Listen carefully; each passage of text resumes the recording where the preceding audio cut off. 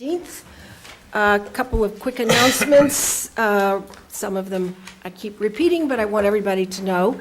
Farmers Market has 3 more weeks, Thursday afternoons from 1:30 until sunset in the Center Street West parking lot. There will be pop-up vendors again at 2 Brookline Place in Brookline Village on Saturday from noon until 5 p.m. And Saturday night, the Brookline Sister City Project will celebrate 26 years of support and partnership with Quesalhuaque, Nicaragua. This will be at 7 p.m. at the Vine Ripe Grill in the Municipal Golf Course, 1281 West Roxbury Parkway. And I understand that Governor Dukakis will be the keynote speaker. We have a couple of informational updates.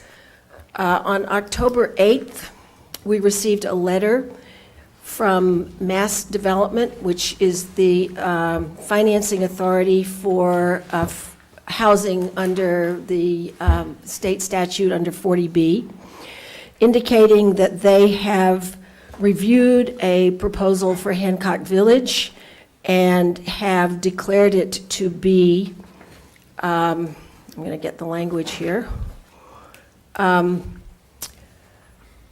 without limitation, the project appears generally eligible and fundable under the requirements of the subsidizing program, subject to final eligibility for financing. This is not the result that we had hoped for, and I have to say I am deeply personally disappointed in the fact that the review process did not take into account the many concerns that were raised by both the Board of Selectmen, other entities who supported the board, and also neighbors and abutters. Given that at this point in time, the process will begin to go forward, the applicant who has been approved can now submit a proposal to the town that will go through the Board of Appeals process for a comprehensive permit. And I can assure you that the comprehensive permit will be examined in great detail at every step along the way, and we will continue to be concerned about this result. We will probably pursue getting additional information to try to understand better what logic was behind this decision. And I can only say that it is of great concern that the objections that were raised, which had great, I think, validity, were ignored in the determination letter from Mass Development. So, other comments from Yeah, members I of the just want board? to add that any comprehensive permit for any applicant of this size and scope would be very closely Oh, absolutely. reviewed. It This will is be not closely special reviewed. treatment. This is Right. what we would do for any Right. applicant. So, Right. Chairman DeWitt, so the next Yeah. step is at the Board of Appeals? Well, the applicant now must submit a proposal to the Board of Appeals, and then the Board of Appeals will consider it under a process that is a kind of combined review for a comprehensive permit. In this case, because of being 40B, they will not be obliged to go through our normal process, which would include planning board review. But the Board of Appeals has substantial authority to ask for information, possibly make requests for additional reviews, perhaps an environmental review. Don't know for sure what those technical issues will be. This is pretty early in the process. And to be clear, all we now have is the official indication that the proposal can go forward. They have not submitted a proposal to the town at this time. So, any other comments? No? Then I have another update. Actually, I'm going to ask the town administrator to tell us about the town council search. We are searching for a new town council. Yes, thank you, Madam Chairman. So the town council, which is the town's chief legal officer, as you know, our prior incumbent, Jennifer DePazzo Gilbert, did resign in July, and we're working in a deliberate fashion to recruit and fill that position on a permanent basis. It's my responsibility to recommend to the selectmen a candidate, and in doing so, I have chosen to convene a screening group, and wanted to update the board that that screening group did meet last week for the first time, got off to a good start, and we have a number of things to do. We have not advertised for the position, and as I said, we're moving very deliberately to make sure that our process is as effective as it can be. I did want to acknowledge and thank the members of my screening group, which includes you, Madam Chairman, Betsy DeWitt, who's the chairman of the Board of Selectmen, Alan Morse, who's the chairman of the school committee, Sandy Gadsby, who is the town moderator, also an attorney, Bernard Green, who is an attorney and also a member of our advisory committee, Janet Fearman, another attorney and member of our building commission, Stephen Wright, who is an attorney for Holland and Knight, Sandra DeBow and Angela Allen, our respective human resources director for the town and school, are part of that group as well. So we're moving forward, but it's going to be moving in a deliberate process, and I will continue to update the board as we move forward. Okay, and I have just one final sort of technical note. We have now received notice from the Attorney General's office approving the bylaws that were passed by the annual town meeting in May. So those are all approved and will be taking effect at their various taking effect dates, which it turns out is not all the same, and I'm not even going to try to explain that. Moving forward, we have items in our miscellaneous calendar. First, Sure. Are we doing updates? Oh, sure, I'm Okay, sorry. if I I thought I could. was asking, I didn't get Okay, it. no, Go ahead. and if we're not having any public comment, I just wanted to note that the South Brookline Senior Socials Oh, yeah. are going strong. Good. On Fridays at 10:45. I actually had the pleasure of attending the first one, which was a cookout that was done by the rec department, and very nicely done. I will say I did not make last Friday's. That was yoga.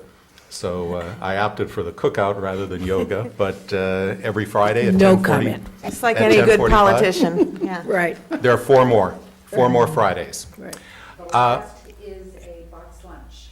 People should sign up. Yeah, so 4 Fridays from now, and we'll make another announcement, is a box lunch that is sponsored by Representative Coppinger, who represents a portion of Brookline, South Brookline.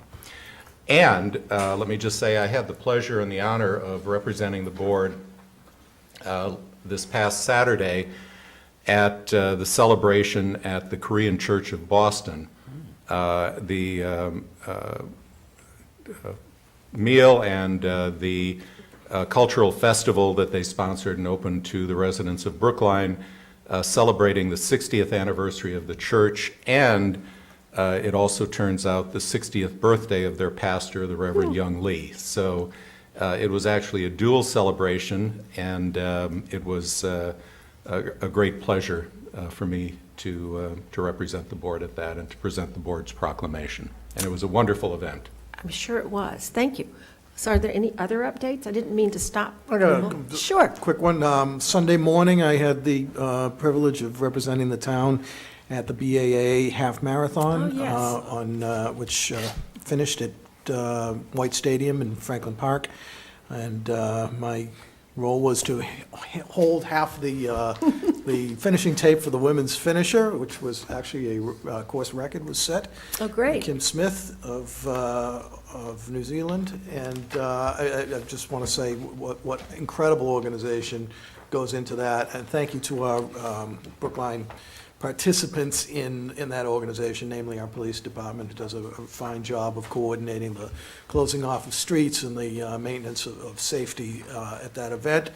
And we're looking forward to the full marathon in 2014 in April, so stay tuned. And I just note that many people were sort of looking back at the sort of a kind of anniversary of the marathon this spring, and we're feeling very grateful that the folks who had been injured and had gone through rehab were mostly back in their lives. I don't think it'll ever be normal again, but at least we're released from hospital and we're able to move on. So, any other Yes. Oh, I'll Selectman just Daley. mention, I was at the firefighter graduation from the training academy on Friday morning on behalf of this board, and this is, I think it's great, and I think, see the chief out there. I think it's great that under his leadership, we have started to offer these training academies right here in Brookline. And instead of sending the guys off, and I know the chief told me he was there personally on one or two occasions to make sure that the level of training was up to his standards. We actually did this jointly with Newton, but there were Dedham, Wellesley, and Cohasset, was it? Had sent candidates to this. And I was talking with the Newton mayor about how we should consider some other joint ventures on different issues that might pertain to both towns. That sounds like a great idea. Okay, are we all updated? Then let's move on to the calendar and the minutes from October 8th. Are there corrections or additions to the minutes? I do have edits. Okay, then I move that we approve the minutes from October 8th as amended. All in favor, please say aye. Selectman Daley? Aye. Selectman Benka? Aye. Selectman Goldstein? Aye. Selectman Waschinsky? Chair votes aye. Next item is a contract for cement sidewalks. Mr. Ditto?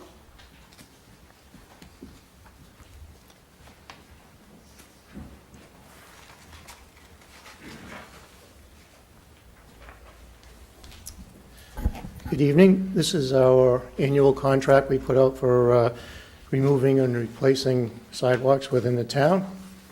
You might note that we had two bidders, and there was a pretty big spread between the first and second bidder. However, I will say on that note is that we had estimated this contract to be actually $500 less than the low bidder. So we are comfortable that that is a valid bid. Sack & Sons, to my knowledge, has not worked in town before. However, we did check out their references and went out and inspected some of their works in other cities and towns, and we are comfortable that he can handle the work. Okay, and can you just give us an idea of what sidewalks are scheduled? We don't have any at this point in time. Okay. We will be sitting down with the contractor and developing a scope of work for the remainder of this construction season, which is probably only 2 or 3 weeks long. Right. So we're going to hit some of the really bad areas in town where we have serious trip hazards and get those out of the way. Okay, any questions for Mr. Ditto? Then I move that we vote to award and execute contract number PW 14-17, repair of cement concrete sidewalks in the amount of $253,925 to Insakya, Saka and Sons. All in favor, please say aye. Selectman Daley? Aye. Selectman Benka? Aye. Selectman Goldstein? Aye. Selectman Waschinsky? Aye. Chair votes aye. Thank you. Now we have a series, thank you, Mr. Ditto, a series of temporary beverage licenses, C and D. Are there any questions about those? Can we just, Can I just mention again to, the autumn benefit is coming up at the Brookline Senior Center. That's one of the and there licenses will be before us. alcoholic beverages. There will be alcoholic beverages, So yes. it Vote seems. passes. 23rd of October, it's a Wednesday, and from 6 to 9. It's a very nice event, and it is the major fundraiser for the senior center, and they have to do a lot of, they have to stretch that money a long way, so they're very grateful for the support. Okay, then I move that we grant a temporary wine and malt beverage license to the Brookline Senior Center in connection with the autumn benefit on October 23rd, which is next week, from 6 to 9 p.m. at 93 Winchester Street. And I move that we grant a permit to serve wine and malt beverages on town property to the Lars Anderson Auto Museum in connection with events to be held on October 26th, October 30th, and November 1st. All in favor, please say aye. Selectman Daley? Aye. Selectman Benka? Aye. Selectman Goldstein? Aye. Selectman Waschinsky? Aye. Chair votes aye. And now we have a grant from the Executive Office of Public Safety. Chief?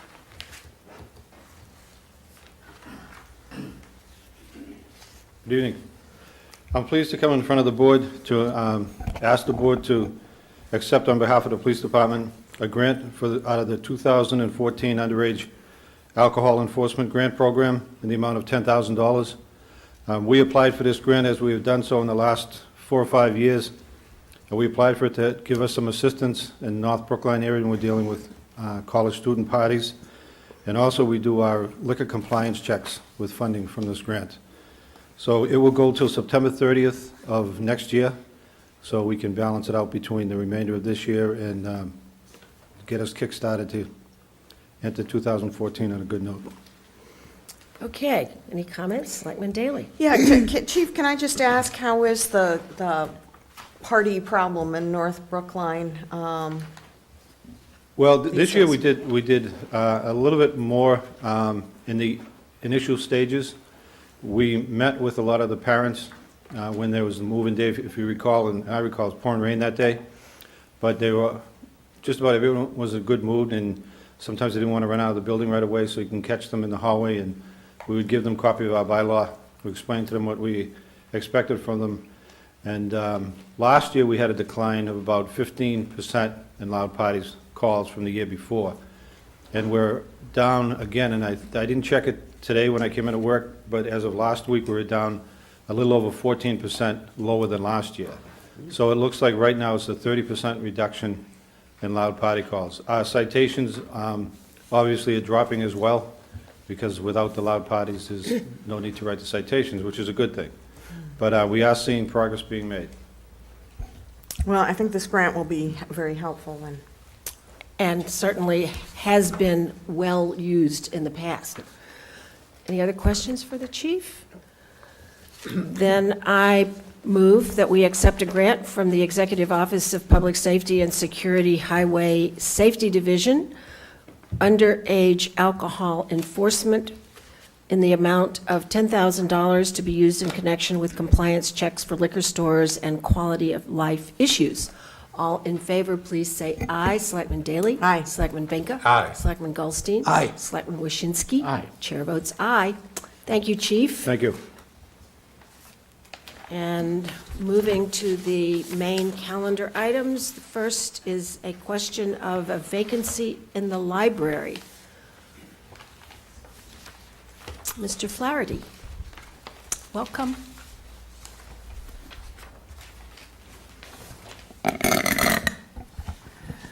Good evening, folks. Yes, we have a vacancy at our Potterham Branch Library. This is one of 3 full-time positions at that branch. Caitlin Johnson has moved on to become Assistant Director at the Winthrop Public Library. Aha. So that's good for her. We knew when we hired Caitlin a little more than a year ago that she was completing her graduate work and that we mightn't be able to hold on to her for a long time, but she clearly contributed during that time period, and we benefited from having her as long as we did. So with your permission, I will move to fill that vacancy. And are you going to be short-staffed in the interim period? Yeah, Caitlin leaves this Friday is her last day. I've already posted the position internally. I have a couple of applicants from inside. With your permission, I will post it externally tomorrow and see what that brings in. While I feel we have some good applicants in-house, I always like to try to find the very best person we can. So we'll be short for, depending on how we fill the job, depending on whether a person is giving, how much notice the individual is giving.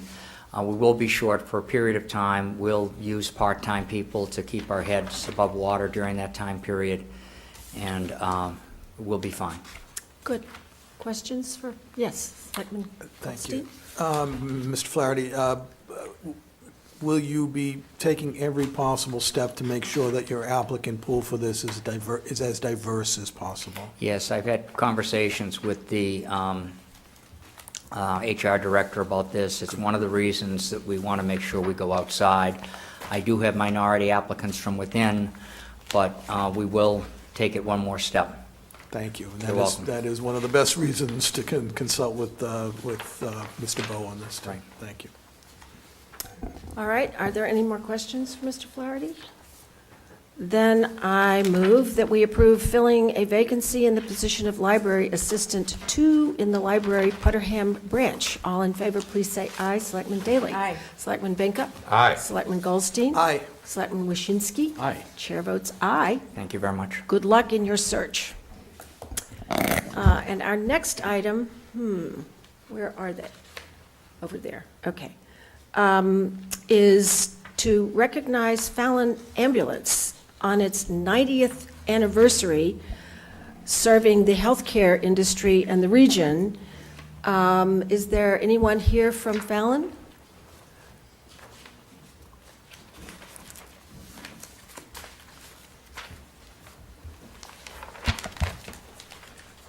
I think what we would love for you to do is give us a little bit of background about how your business was it horse and buggy 90 years ago? What exactly, what can you tell us about I it? was only a couple of years old at the time. Right, My grandfather, Tim Fallon, I apologize. Yeah. Good Welcome, evening. Mr. Fallon. My grandfather started it in 1923, and it was a Brady and Fallon cab company out of Mattapan Square. And Mr. Brady went that way, and my grandfather decided to go into the ambulance business. So it wasn't far removed from horse and buggy. And then my grandfather ran the operation until 1974, at the time of his passing. My father took over and then ran it until 2000, the time of his passing. And then it's my blessing now, along with my colleagues, to operate this family business today. And I can say that we, as a community, depend and rely on your ability to respond to emergencies. I know there are, Chief might have some comment about this, either one, our fire and police chief both here, where whenever there's a 911 call, we respond in force. And we are always very pleased to know and feel safe in this community that in addition to our fire and police, we also have ambulance service that's already always there. And I gather you've got a backup system so that if your vehicle in Brookline needs to be called away for something, there's another support vehicle that will fill in this gap so that we're never left without having ambulance service available. I think we've been pretty much Yeah. 100% in 15 years here. Right. So, yes. That's very impressive, and we're very grateful. Comments from members of the board? Yeah, I mentioned this to the recruits at this, when they graduated, the fire recruits on Friday, but I will say it to you as well. We receive, from time to time, and nobody likes to have to call for emergency help, but we do occasionally get people actually writing us notes or emails saying that they did call for help and generally have been very pleased with the response they've gotten, both from our fire and police, but also from you gentlemen as well. So we want to thank you for that, because it's a critical moment in people's lives, and to get speedy and competent help is very important, so thank you. Thank you very much. Other members? Yes, Selectman Offer Goldstein. my congratulations for many years of service. I hope your business is terrible in the future, but I know that won't be the case. Mixed feelings here. I'm not the most welcome person at the party, but when you do need help, I'm the guy to call. That's right. So we have a, wanted to sorry, say oh, something. Selectman Benka, please. No, I know that the majority of our emergency calls are health and Health-related. medical-related ambulance calls, and the presence of Fallon in the town and its work in conjunction with our fire department and our police department really is an asset to the safety of the residents of the town. So thank you very much. And I would say immensely reassuring. Everybody feels much safer. Any other comments? Then we're going to have to relocate here. You want to have your picture taken? Photo up? Oh, So,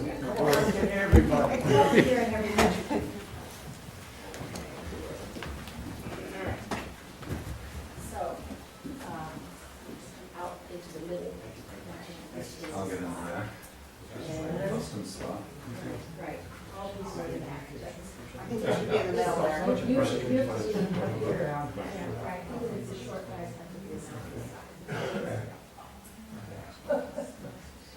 fit everybody else? Yeah, perfect. We'll be close.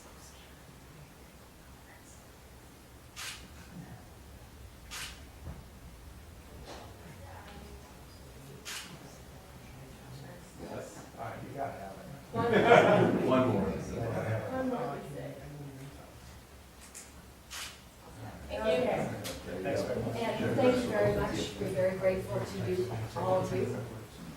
Congratulations. Randy Moore.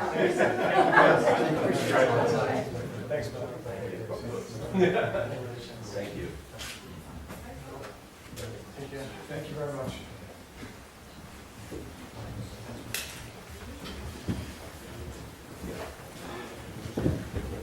Well, I appreciate that all those guys are wearing pink for the breast cancer month. Yeah, right.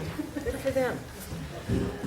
All right, now, what happened to Ms. Khan? She's here. She was here. Well, she She was isn't. just there. She during the vanished. photographs. Oh, there she is. Okay. So the next item is the 75th. You haven't been around 90 years, but 75 years of the Chestnut Hill Village Associates. And I was hoping that you would like to come forward and tell us a little bit about the neighborhood association. I gather there are several neighbors here. Yes, hi, Janice Khan. And I've been living on Crestline Road and part of the neighborhood association for 30 years, and I'm a relative newcomer. It's an amazing neighborhood to be a part of. It has a very nice history. I've actually, 25 years ago, we had our 50th celebration, and as part of that, we archived all our records. We made copies of all our records, and we donated them to the Brookline room of the, Brookline Library. Brookline Library in the main public library. And actually, we put a time capsule together that we're going to open next year on our 75th anniversary of our street. We have actually two celebrations. October 4th, we If celebrated. it's all the same people living on the street, you It's should maybe wait a little amazing. bit to open that time capsule. Yeah, well, maybe. It's not going to be a Well, surprise to you what's in there. that's true. There are some newcomers, Okay. although I think almost everybody here tonight was at the 50th. Yes? No. The time capsule, by the way, is in my basement. Okay. So we have here, I'm a past president of the neighborhood association, and really, almost everybody in the neighborhood serves as a president or vice president or treasurer. I mean, we get everybody involved. It's great. So in October 4th, 1938, the formal incorporation of the neighborhood association occurred. And actually living on the street, although not unfortunately present with us today, is the daughter of one of the people who actually signed that incorporation. And she still lives on the street. So That's great. Yeah, and right. And actually, our archivist is here, Benta Fortier, who really spearheaded the preservation of our archives, was here. But it was part of Kraft's land. It's Right. Kraft's Land Road. And Kraft is, of course, looms large in our area of Brookline. There's Kraft's Road on the other side of Route 9, Kraft's land on our side. So he was a big landholder. And our area was developed in the 1937, I think it started. They started building houses 1937. Mine, I think, was built in 38. So it started to emerge as a neighborhood at that point. And we abut conservation land too, so if you haven't been there, you should see we abut Lost Pond Reservation. And our neighborhood also is very active in forming a Friends of Lost Pond to preserve that as well, so. I actually have a question for you. Since you were the first neighborhood association in town, do you guys have any idea who came up with that idea and where you got it from? That's an excellent question. Do we know how it emerged? Well, the new owners. But- We could- who Come up moved to the in- microphone. The new owners who moved in 37, 38 decided that they would form this organization to just keep it preserved. And we're not a National Historic Society, but we have a close society on the street, and we help each other out if in need, I think, although we do not overrun each other. So we like to preserve it that way. Thank you. Great. Right, and it was to preserve Chestnut Hill Village. So for those who don't know that Chestnut Hill, there's actually Chestnut Hill Village, not just Chestnut Hill. And that was sort of the core area at the time. And my understanding is that this would have been one of the early uses of that name. I mean, the post office is called Chestnut Hill Post Office, but the Yes. Chestnut Hill Village area is where that name comes from. Is that right? Yes. What I understood? Yes, it is. Yeah. So it was to preserve the quality of Chestnut Hill Village. I mean, in our area, I mean, historically, it's a very interesting area. We had the village blacksmith was on Hammond Street, and his descendant was the Carroll Bus Company, and Mr. Carroll lived on our street. I mean, so we're very tied to the history of that area in many ways. During, some more trivia, during the, Depression, was it during the, or war years? During the war years, the Red Sox players actually rented houses on our street, so. Wow. Now, that's had- an Wow. important fact. Now, that's a very important fact, and we're rooting for them tonight. Yes, they've had a little boost in pay, I think. Right. Yes, but they needed to be close enough to get to Fenway Park. and Absolutely. So they lived with us. Comments from members of the board? Yes, Selectman Benka. Yeah, actually, what I found interesting in the history reveals that Mr. Crafts was not a stupid man or not a bad businessman. Apparently, he sold this land in 1929, I gather, just before Right. the crash. And then the developer who had purchased it went into bankruptcy and the title went through foreclosure. So Mr. Crafts, whoever he was had some force, yeah, pretty crafty. The other thing that I would add is that this neighborhood association and other neighborhood associations like it nowadays are very important voices in the town. And you certainly, as a neighborhood association, understand the pressures that are put on your neighborhood from, and in many cases, largely because of development that we don't have any control over in Newton, and the impacts of traffic and development across the border. So your neighborhood association and other neighborhood associations really become increasingly important in this time. And there is a neighborhood alliance in Brookline in which all of the neighborhood associations are active, and that also, I think, is a very important resource for exchanging information and keeping citizens and neighborhoods involved in the process of this town. So I just note your importance and really commend you for your involvement. Thank you. Selectman Daley? Yeah, no, I want to say, as Selectman Benka mentioned, we know that you have had to put up with a lot the last, I don't know, 10 years at least, with 40 40 years. years. I hope that's in the time capsule. But it has been challenging, I know, but we do appreciate your very thoughtful, articulate, and group. And so, I always know that you guys are going to, when you approach us on something, that you're going to have the facts and the passion to go with it. And I will second also Selectman Benka's comment about one of the great strengths of Brookline is the various groups who gather together and share information, and our support groups among themselves, but also because of the Neighborhood Alliance, each one can support the other. And I think that's a very important quality which we all appreciate and frankly admire.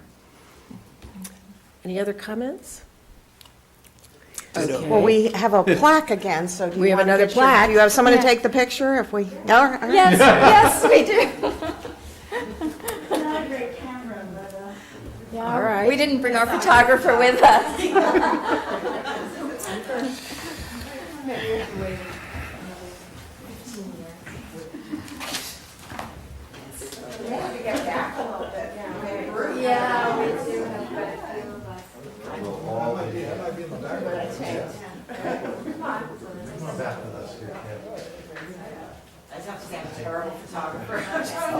Yeah, we do have quite a few of us.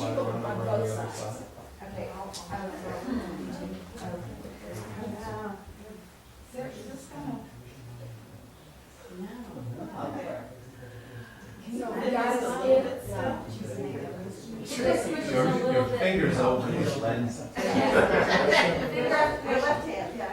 know, the only thing I'm worried about, I hope the lighting doesn't, oh, there, this one. Okay, 1, 2, 3.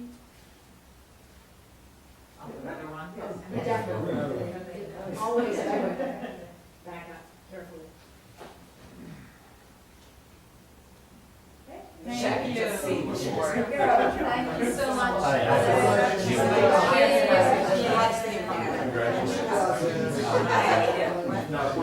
Ah. You did it right, just so village associates, David. That's right. You're doing a good job. All right. Thank you. Janice. How are you? Okay, how's everything? I was like, How's the family? Great.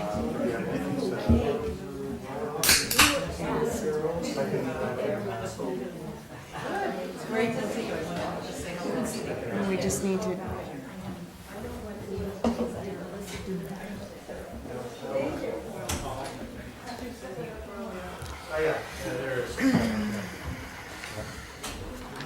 It's a tense situation going on here. First and third, still 1-0. First and third, one out. what? His line was stoppage. No, it's This is already brought him in just now. then It's Cabrera's first and third, one out, bottom of the eighth. 1 and 2 count. Who's in? Who's pitching? Tazawa. Tazawa and Cabrera's batting with men on first and third. Could be bad. Could be bad. There's 2 strikes. That one just painted the corner. Does it refresh? Yeah. May have been a swinging strike. Okay, next thing on the calendar is an update on producer responsibility e-waste? Producer responsibility for e-waste? Mr. Dempsey? Maybe I misunderstood or misread. This has to do with a House bill, is that correct? A bill that's in the legislature right now. It's in the Okay. Senate Ways and Means. Mel, help is at hand. Yeah, I think what's confusing is, I wondered too, when it says e-waste, you Yeah, don't right. mean, like, when we send emails, we don't have any paper So to what is waste. e-waste What are you exactly? talking about? Electronic waste. Okay. What is it Computers, exactly? it's actually information, It's- what they call information technology, mainly CRTs and computers Right. and televisions. That's what we're calling e-waste. Right. And I understand there's a bill in the legislature that you would like, or some people feel is deficient? Yes, and that's why we're here. First of all, I just want to extend our greetings. We haven't been here the last time we were, SWAC was here. You might as well tell us who you are and why you're here I'll then. gladly do that. I'm John Dempsey. I'm Chair of the Solid Waste Advisory Committee. And advisory is our second name. And I'm coming tonight to give you greetings and to advise you that, I don't need this, Melissa. Oh, it's not, the next it's the next one. It's basically e-waste. It's just e-waste. I'll just leave it We'll on just that. ignore it, John. Just Okay. ignore it. And I'm here because the last time I was here, the Solid Waste Advisory Committee asked the board for a resolution to join with the other 351 municipalities to push e-waste legislation, producer responsibility legislation. The idea is that the manufacturers and producers of these, of the computers, of the television sets, and eventually packaging and things like that, would take responsibility for taking those things back instead of leaving it all with us to take care of. Right now, our system is that we've got a beautiful system in Brookline, expensive but beautiful system, where we have the HHP drop-off. You can take your computer, your old television set up there, or you can call a week in advance and have it picked up at curbside.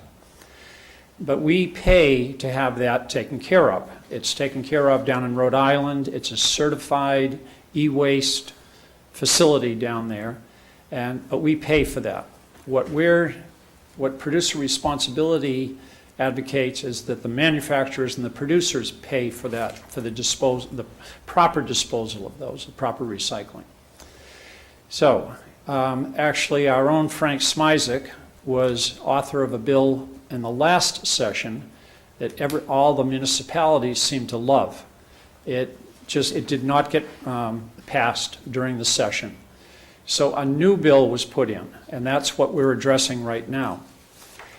The new bill is not as good as the Frank Smizek bill. And from our knowledge of Frank's, Representative Smizek's office is he'll support the new legislation with some changes. We're asking the board to send a letter to the Senate Ways and Means advocating changes that work in the favor of the municipalities more than in the favor of the producers and manufacturers. That's in a nutshell, that's what we're asking. So I actually happened to see a little update from Representative Smizek that I received recently, who I gather would be prepared to amend this current bill Yes. to make it compatible with the one that did not make it through the legislature in the last session? That's it, you got it, exactly. Okay. All right, so it would help us as the board, if we're being asked to send a communication, to have a draft that would give us the appropriate language, and whether it's something that we would borrow from Representative Smizek's office or whether SWAC has this available before we put a letter together, that would be really helpful. Okay, I believe I sent an attachment of a possible letter, and we went through several drafts. Oh, okay. And Oh, sorry, I'm reading the wrong side. it is, our language isn't specific. We could draft a letter that has very specific language, but to put all of that into one letter that's easily understood by you and us, not to say the Stephen Brewer, who's the chair of the Ways and Means, it would be difficult. So we tried to simplify Okay. what we were doing here. And in this particular letter, it asks Senator Brewer to rely on the advocates and please work with your colleagues and advocates to make those changes and report out a strong, effective information technology. So we didn't go specifically change this line or that line. It's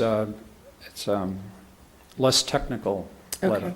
Okay, fine. Questions for Mr.? Yes, Selectman Benka? Yeah, John, just following up on Chairman DeWitt's comments,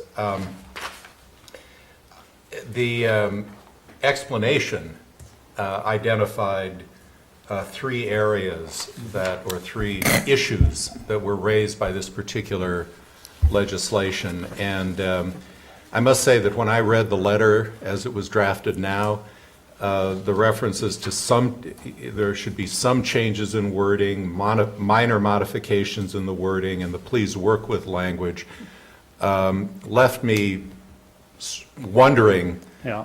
what changes might be appropriate. And I would think that it would be more helpful to, and make our points more clearly, not to propose changes in line 12 of the bill and line 15 of the bill, but at least to address the concepts that you raise in your explanation, and that is that, there are a limited number of collection sites, which will make it very difficult for this process to function effectively, and the issue you raise about the double counting and the cessation of an obligation when certain targets are met, regardless of the number of CRTs that might be out there. And I mean, my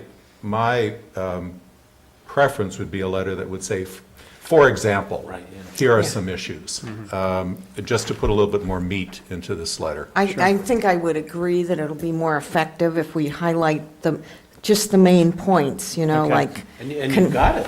Well, if the three listed under your explanation are the ones you would choose to highlight, we could Yes. incorporate that into the letter. We can certainly do that. And first of all, I appreciate your close reading of the letter, and I appreciate that advice.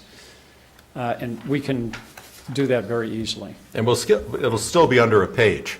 Right. Yeah, We can use even smaller type. believe me, we worked on it in terms of Yeah, how it yeah. should be stated. Don't forget, it has to go on letterhead, which takes up space. Okay.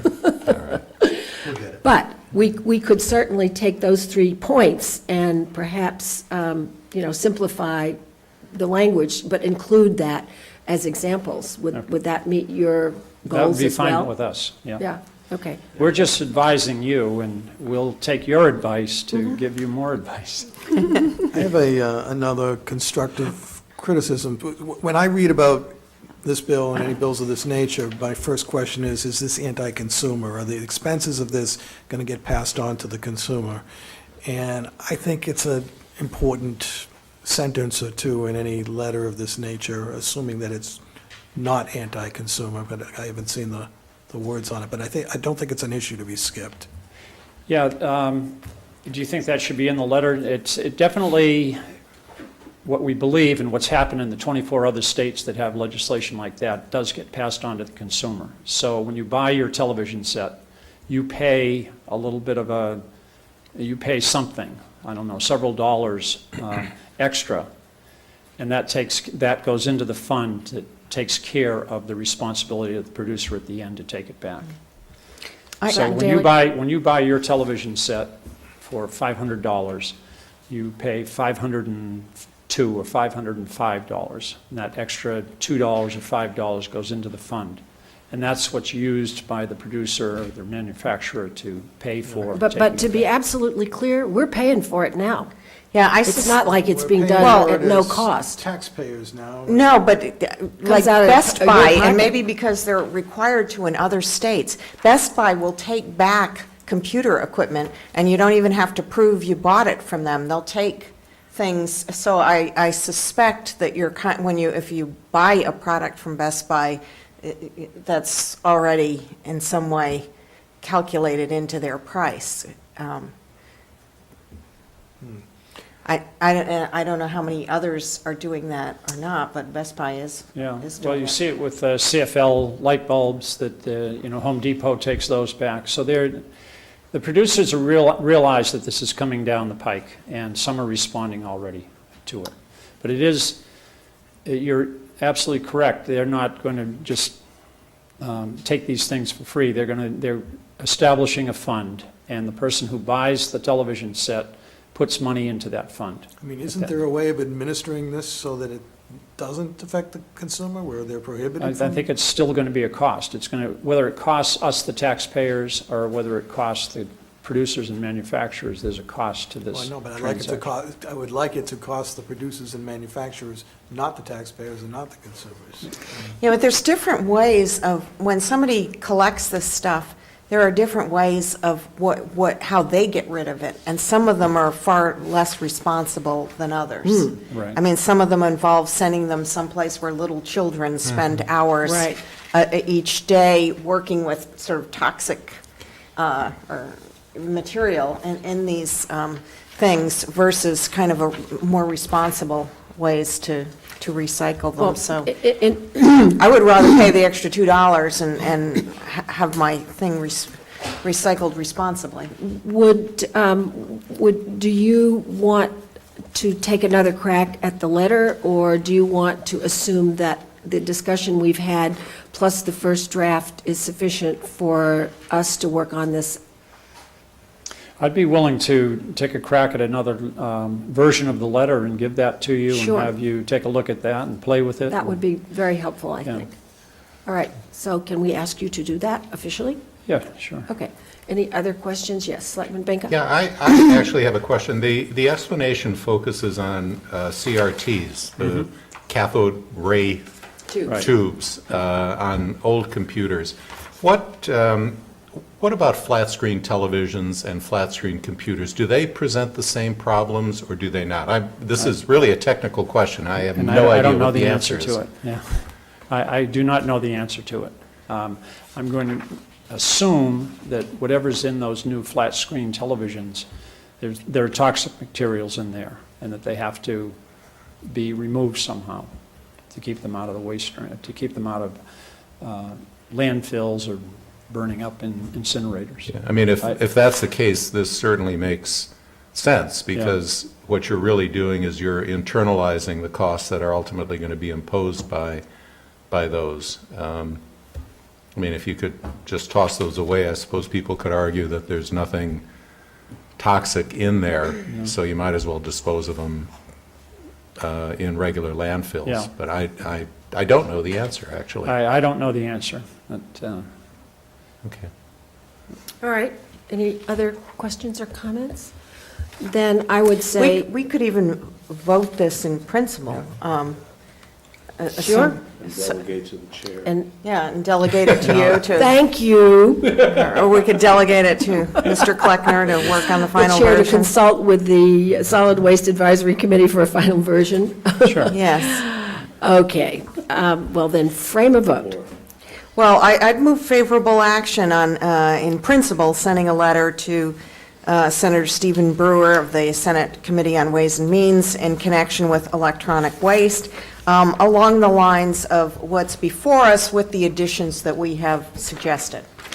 Okay. And authorize the chair Chair. to sign that letter, and authorize the chair and the town administrator to craft the final Can we version of that consult with the letter. Solid Waste Advisory In Committee? consultation with the Solid definitely. Waste Okay. Advisory Committee. Okay. All in favor, please say aye. Selectman Daley? Aye. Selectman Benka? Aye. Selectman Goldstein? Aye. Selectman Waschinsky? Aye. And the chair votes aye. Okay, we will consult. Okay. Thank you. While I have the floor, can I Sure. just report that in the last 6 years, our solid waste tonnage has gone down from 12,404 tons per year, that was in fiscal year 2007, to 9,105 tons. So that's a reduction of 26, 27% almost. Great. So we're leveling off again.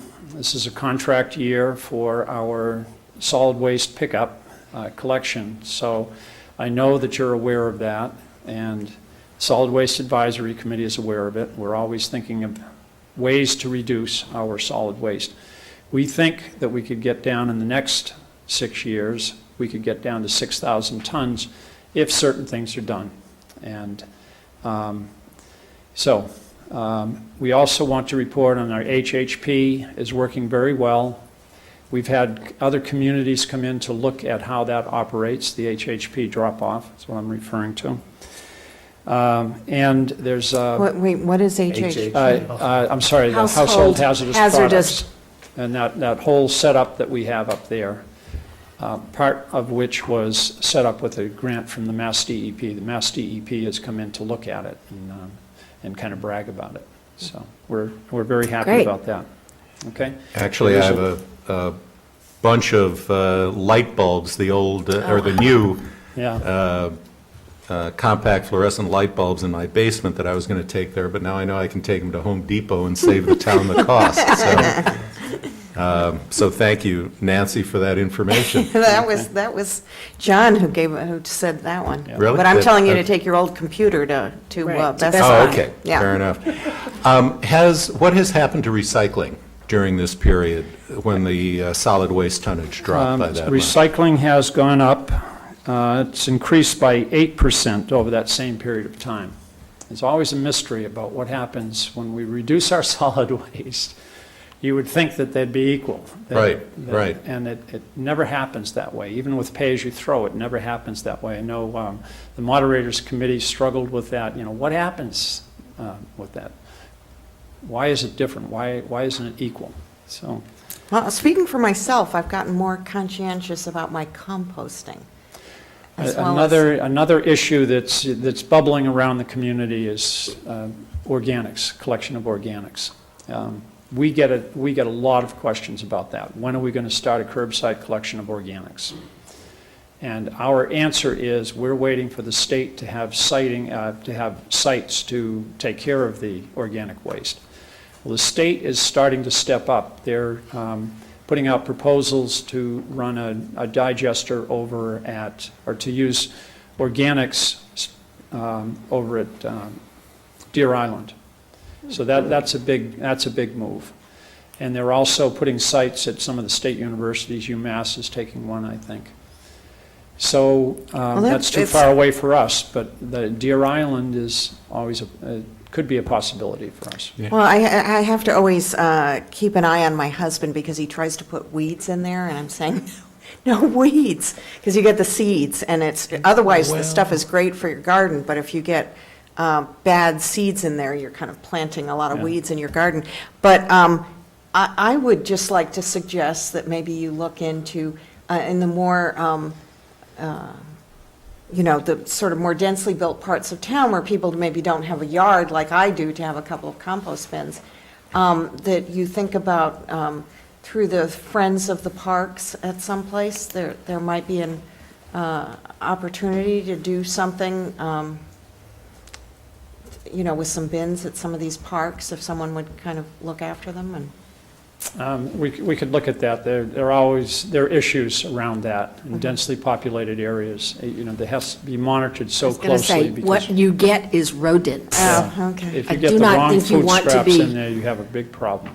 encouraging. Yeah. And I would think that on a per-ton basis, household collection of organic household waste would be very expensive. That would be, you'd still need to stop for a relatively limited pickup at each house. Unless the town goes back to allowing you to put leaves out on the street, which we once did, but I don't think that's coming. Well, a lot of the older houses, too, have a built-in thing just for that organic stuff, because we used to have a town pig farm, and they would come around and collect the organics from people's houses. Seriously? Yes. I have to tell you honestly, I think we removed that about a year ago from my backyard. There was a thing Yeah. with a sort of a metal lid on top, and it was a big, like a canister. Yeah, A bucket. in the ground. A lot of Yeah. the older houses have them. Right. Yeah. Okay. Okay, so much for, Can I make one other comment? I'm sorry. okay. Hard time. This is something you may start hearing about, particularly around the plastic bag ban. The necessity being the mother of invention, a company has come up with the idea of a reusable bag system for supermarkets, which, everybody's got reusable Sure. bags. This one has an app that goes onto your smartphone that passes the cost savings from the supermarket directly to the school, directly to your child's school. So 2 cents on every $5 of groceries spent, Star Market, as an example, sends directly to the school electronically, to the PTO electronically. And that represents their savings in not having to give you a paper bag, which is expensive for them, and not giving you a single-use plastic bag, which is illegal in Brookline as of December 1st. So it's an interesting concept. We just found out about it. Other towns are starting to get their schools involved in it, and some towns are doing it as town-wide projects. So I don't want to leave tonight without at least passing it by your radar so that you know what, if somebody brings it up, you have heard, oh yeah, I know about that. So, Okay, so hold that up. It's obviously What is that folded that you're up, holding? right? What is that? I'm holding a bag that has 4 bags in it. Ah. And they unfold, and all your bags are inside, one Yeah. for your I frozen see. things, and one for your produce, I see. like that. Okay. It folds up So so it what fits in your what, car this easily. product comes as a set. This comes as a set. The problem Got with it. it is it costs $25 to start, but since the PTOs sell them, they get 30% back immediately. I feel like I'm doing a little sales pitch. Does sound that way.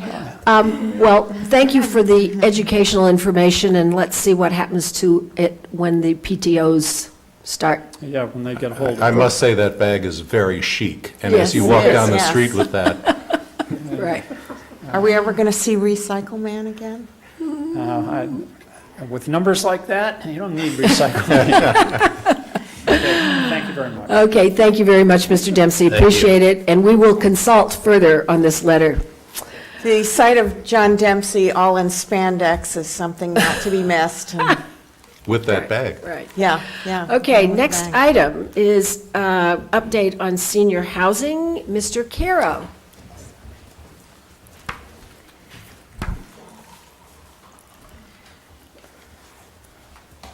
Hi, I'm Frank Caro. I suppose I'd say I'm here on behalf of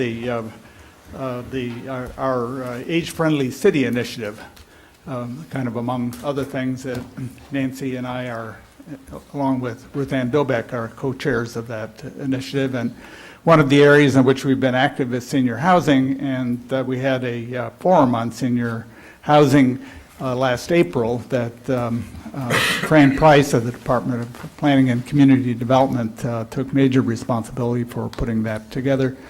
Fran worked with Judy Allen and me in the planning of that. And, you know, that has sparked quite a bit of interest, and, Selectmen DeWitt invited me to make a little presentation this evening, covering very quickly some of the ground that was covered at the forum, and with kind of a little bit of an update on development since then. So that's what I'm going to be talking about. And I should say, just to put this in, provide a context for this, Brookline has about 10,000 residents who are 60 years of age and older, so that's about 1 resident in 6. In that age range, and the aging baby boomers are the most rapidly growing segment in the population of Brookline, as is elsewhere in the state, and for that matter, the nation, and even beyond the U.S. This is a slide that shows changes in population in Brookline by age group between 2000 and 2010, and kind of what you see here is that 55 to 64-year-old age group grew by 40%. And so that's the fastest growing group. You know, as a town, we've been particularly focused on that group of children under 10 years of age who have that group, which has been expanding rapidly. But that's actually a blip that's specific to Brookline. It's not a statewide phenomenon. But this growth in the the aging baby boomers is a more rapid growth, and it's something that's going on all over. This slide just gives you a little bit of a picture of where the older population is in Brookline, and you see there's a particular concentration in the Beacon Street corridor. There's another concentration around Brookline Village, but at the same time, there's a scattering of older residents all over town. give you a little bit of the picture of the highlights of the elder population. This is a group that's predominantly female. Great many of them live alone, and that's especially the case for very old women. Many live in multi-unit residential buildings. This is a group that is very diverse economically, some very well off, some really struggling economically. Those who are of modest means, who are renters, and who are not living in subsidized housing are people who are struggling economically, because the market rental unit, rental prices are extremely unaffordable for people of modest means. So in technical terms, a high proportion of the renters are experiencing burdensome housing costs. And many of the people in the older population have disabilities of one kind or another, but most are able to live independently, and most very much want to live independently. I'd like to just offer some observations about preferences of older people for housing. I mean, first of all, the overwhelmingly older people like to continue to live where they are, wherever they are. They like to stay there. Also, most have a strong preference for age-integrated housing, so they want to live in the same kind of housing that other people live in. When they think about moving, they want more convenient locations. They like to be close to shopping and services and close to transportation. They're also looking for barrier-free living. That is, they want access to their residential unit, in which stairs are at a minimum. So many are attracted to elevator buildings. There is a preference for single-level living, so they want to minimize having to deal with stairs. They also look for reduced maintenance, want to simplify their circumstances. When we think of this population, which is growing rapidly, say, well, where are the expanded senior housing needs? What additional housing is needed? And you could kind of really say, well, it's for all segments of the older population. Some you can say, kind of with respect to economic resources, clearly there's a need for more subsidized housing, but there's also a need for more market rate housing. And with respect to the capacity of older people to live independently, there's a need for more age-integrated housing, but there's also need for more congregate or service-supported housing.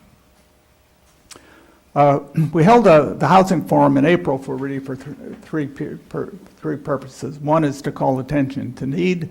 A second was to interest developers in proposing projects. And third is to identify challenges to development. And I'd say kind of the latter is, for our understanding of what we need to do in working with developers, so that it's possible for them to build the kind of housing that we want. This is a quick list of the presenters. This is kind of really a packed group. The moderator was Mike Jacobs, who's on the Housing Authority Board.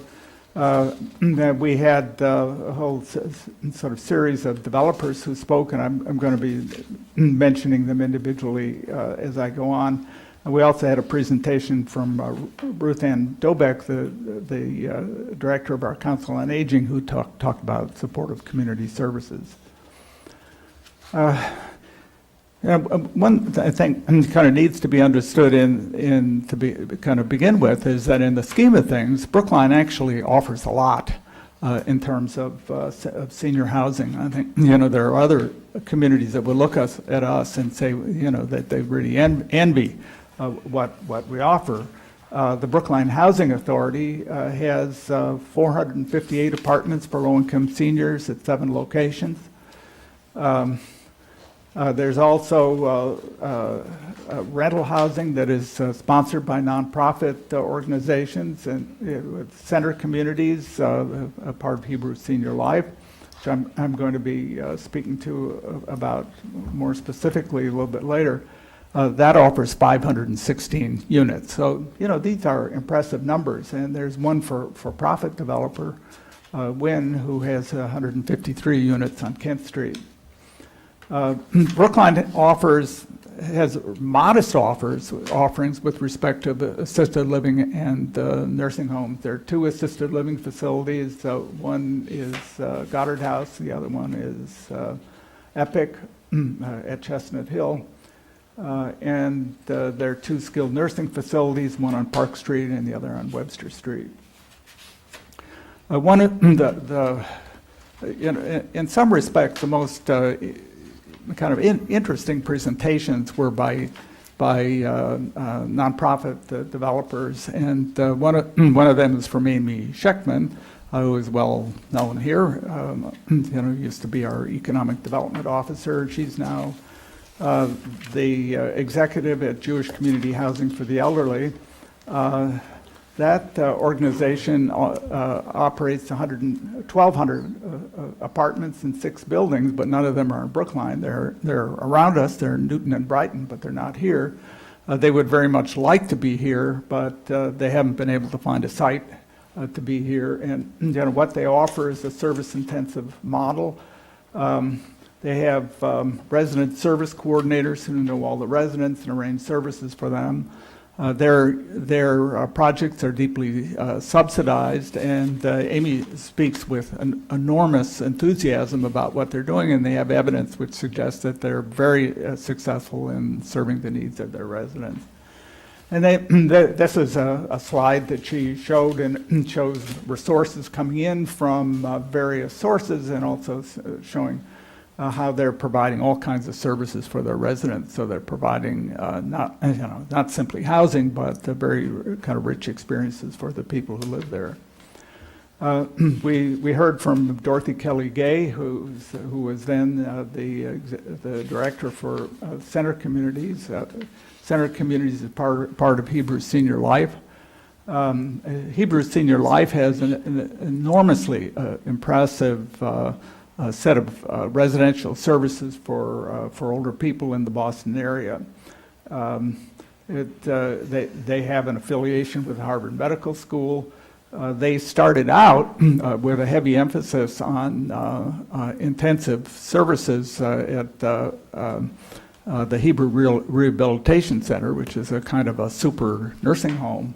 But they have kind of really moved in the direction of expanded supportive housing, and the kind of community-based services and supportive housing that they're offering here in Brookline represent the direction in which that organization really wants to expand. I don't want to interrupt your train of thought, but out of curiosity, is part of this in response to aging in place? Well, it's part of a kind of reflection of the preference of older people to age in place, right? Well, I'm also thinking that the populations who might have moved in their late 60s or 70s are now in their 90s. No, I mean, actually, in terms of Hebrew Senior Life, they have been moving in the other direction. I mean, they used to be the place that people kind of went to when they were really in bad shape. Mm-hmm. And, people who needed rehabilitation services, and, many of whom were, never going to go back home. Right. And, they've now kind of moved in the direction of thinking, well, the kind of the place where older people really prefer to live, and kind of where they're interested in providing supports are where people are still living independently. Independently, I see. Okay. So I thought one of the fascinating things, Frank, that we heard from a number of the people providing supportive services or assisted living type things was that they actually have data showing that, I know many people do say, well, I just want to stay in my home, but these guys have data showing that people end up happier and living longer if they're in a place where they maybe have their own apartment, but have supportive services nearby. And so that they were obviously, you know, trying to sell their services a little bit, but I thought it was interesting data. Yes, that's, you know, Amy Scheckman, you know, kind of certainly spoke to that with a great deal of enthusiasm, and you know, she told us that they have data, which you know, suggests that people who are living in their system are living longer and living healthier than comparable people who are living independently.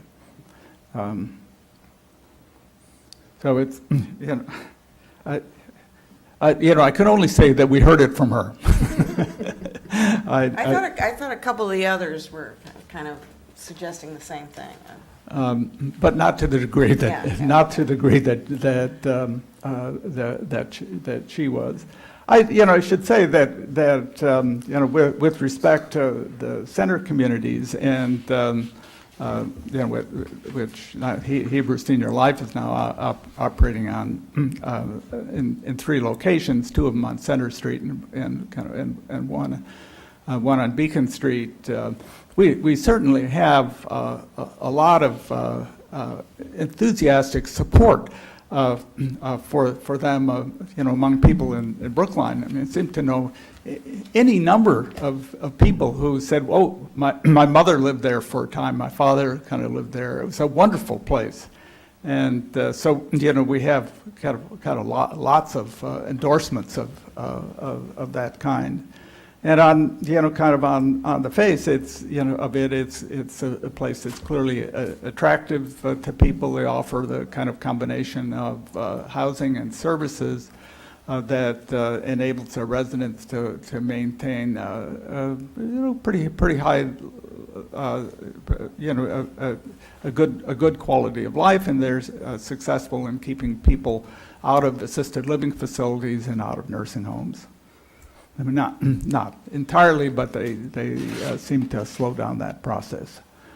You know, one of the things about all of these buildings that we talk about that we There you do have what I remembered, which is what I was asking you about earlier, average age 90. Right, 90. Which it was That my is- understanding that many of those 90-year-olds arrived in their late 70s, you know, and have become 90-year-olds. That was really the point I was trying to make. I think you used the term, Betsy, aging in place, and Frank, you may have understood that to refer to somebody remaining in their home. But I think you were referring to it, Betsy, as being in a supported community Right. like this and remaining there longer than used to be the case. And not going to nursing homes, Yeah, which I think yeah. is really part of the comment that what I heard was that it's really what Frank is saying, that these are good supportive living environments, and people don't go necessarily to assisted living and nursing homes if they're in good supportive environments. Right, right. You know, you hear that term, aging in place. You hear that at every level. That's right. You know, Right. you know, That's right. you hear that among people who are living in their own homes. You hear that in congregate living arrangements like center communities, and you hear that in assisted living. And frankly, you also hear that in nursing homes. The average in long-term care facilities and nursing homes, the average age tends to go up from year to year as people live longer. Right. So it is true, I think, at every level of the housing spectrum. I think it is generally the case. I mean, this is contrary to what Amy Scheckman told us, but it is generally the case that the ages at which people are moving into congregate housing, assisted living, nursing homes, those ages are all increasing. So, I think it's actually pretty amazing that the average age at center communities is 90. But, we don't know what the average age is, at the age is on average when people move in. Right.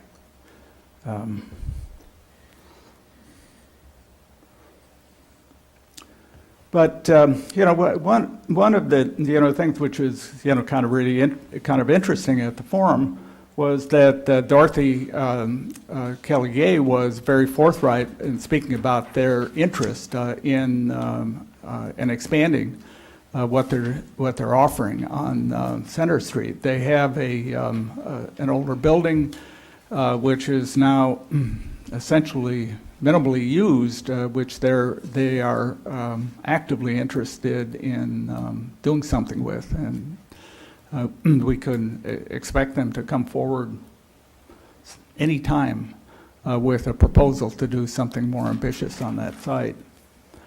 We also heard from Rogerson Communities.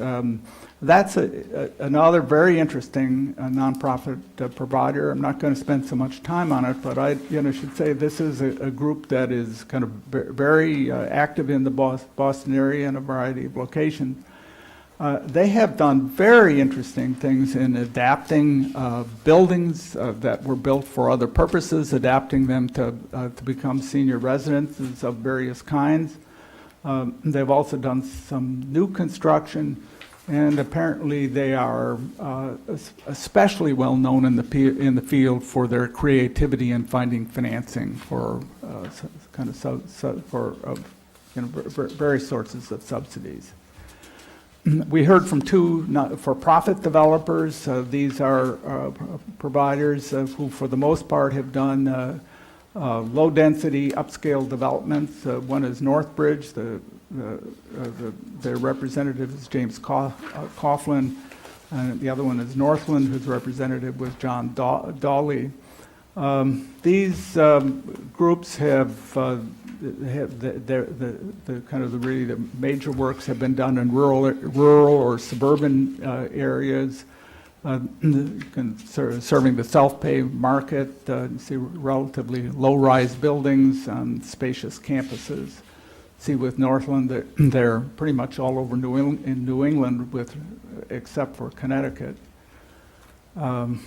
It's a slide showing their corporate overview. You get an idea of the kind of buildings they construct.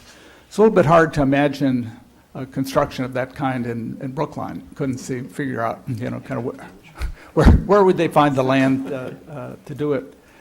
One of the very interesting things that was talked about at the forum was the challenges to senior housing development in Brookline, and these were sort of thoughts that were expressed very articulately by one presenter after the other. And, it starts out with a shortage of available properties, especially in the Beacon Street corridor, which is, the kind of the area which is really best suited for multi-residential buildings for seniors. And we have zoning that limits the dense development. And then they spoke about our lengthy, complex public process. And kind of the way Amy Scheckman put it very effectively was, she said, we have a process that assures that we have high-quality development, but it takes an enormous amount of time, and it represents enormous costs for developers, and a great many of them simply don't have the patience or the resources to do that, and so many of them simply stay away from Brookline. And then kind of with that uncertainty about public support. I think to sort of kind of wind down with this to suggest, well, there are really two immediate opportunities for us to be aware of. One I've already mentioned is the Hebrew Senior Life property that's between 100 Center Street and 112 Center Street. We can anticipate that Hebrew Senior Life will come forward with something that it wants to do there, and we should be prepared to talk with them. And then there's the Walden and Durgan garage sites in Coolidge Corner, where part of the discussion has been using part of that for senior housing. So these are a couple specific sites that make sense for us to kind of look at. So, this is a big topic. It's enormously complex. It's, something where there's an expanded need that is going to unfold over the next 10, 20 years. And it's not something in which we're going to have great accomplishments in any short period of time, but it's something we clearly have to work at. And start thinking about now. Right. So, questions, comments? Yes, Selectman Benka. Yeah, Frank, I don't know if you can go back to the, I think it was the fourth slide, the elder demographic highlights slide. Predominantly female, many live alone, especially very old women. Many live in multi-unit, diverse economically. Is this impressionistic, or is there data from the census or the community survey? There's data to support all of that. For example, the high proportion of renters experience burdensome housing costs. There is, we had some very nice work was done for the town by the Brookline Community Foundation. The Understanding Brookline book. Yeah, and Okay. it kind of, one of the tables is focused specifically on that point. Okay, and Yeah. and that is the source of. That is the source of that assertion, Dick. Right. Okay. No, and I don't doubt it Yeah. at all. I'm Right. just curious as to how much data there is around the specifics of this. Yeah, the specific, I think the kind of the technical term that's, the technical way in which that's defined is that people who are spending more than 30% of their income on rent, that they're considered Right. to be, that burdensome housing cost. And I And suspect, they have some data on the percentage of, sort of people who report that. The bigger part of this that we really don't know about is the extent to which people are deflected from living in Brookline because of the high cost of rental housing. I mean, I'm sure all of us know people who say they'd love to live here, but they can't afford to do so. Sure. That's much harder to get a handle on. thank you. Yes, Selectman Daley? No, I just wanted to comment that I really appreciate the work that Frank did, and we're going to really miss Fran Price, who's retired now from the town, although I gather she's still maybe doing some special projects or something. We have been assured that we can call on Fran.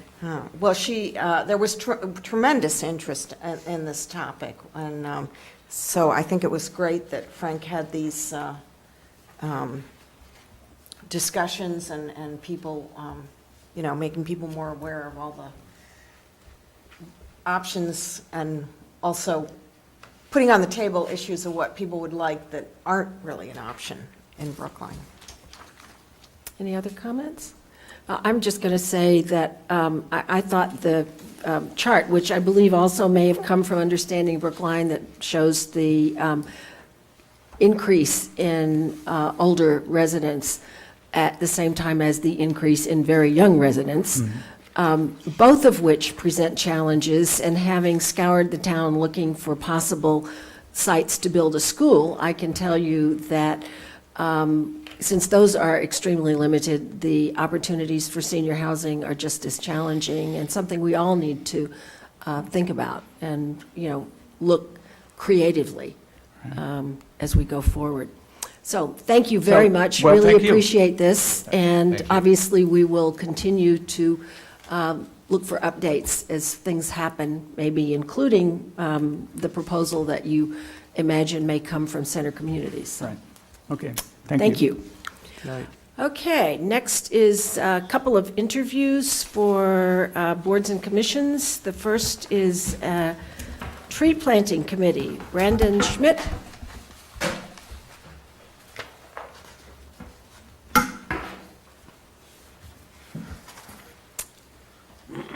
Welcome. Thank you. Tell us a little bit about yourself, your background, and your interest in the Tree Planting Committee. Sure. My name's Brandon Schmidt. I live in South Brookline. And before moving to the Brookline area, I worked in New York City for the Million Trees program, so that's still ongoing. They have trees in New York City? Yeah, they have a few. Lost quite a few with the hurricane that I personally kind of planted, so understandably upset about that, but that's part of the life of planting trees in the city. And so before I moved to New York, I lived in Indiana, and that's where I received my master's degrees in public administration and environmental science. And I completed a tree inventory for the university as part of their greater sustainability efforts. And so for the past 4 years, they've been named a Tree Campus USA by the Arbor Society. One of the reasons why we chose to move to Brookline was in large part because of how beautiful it is.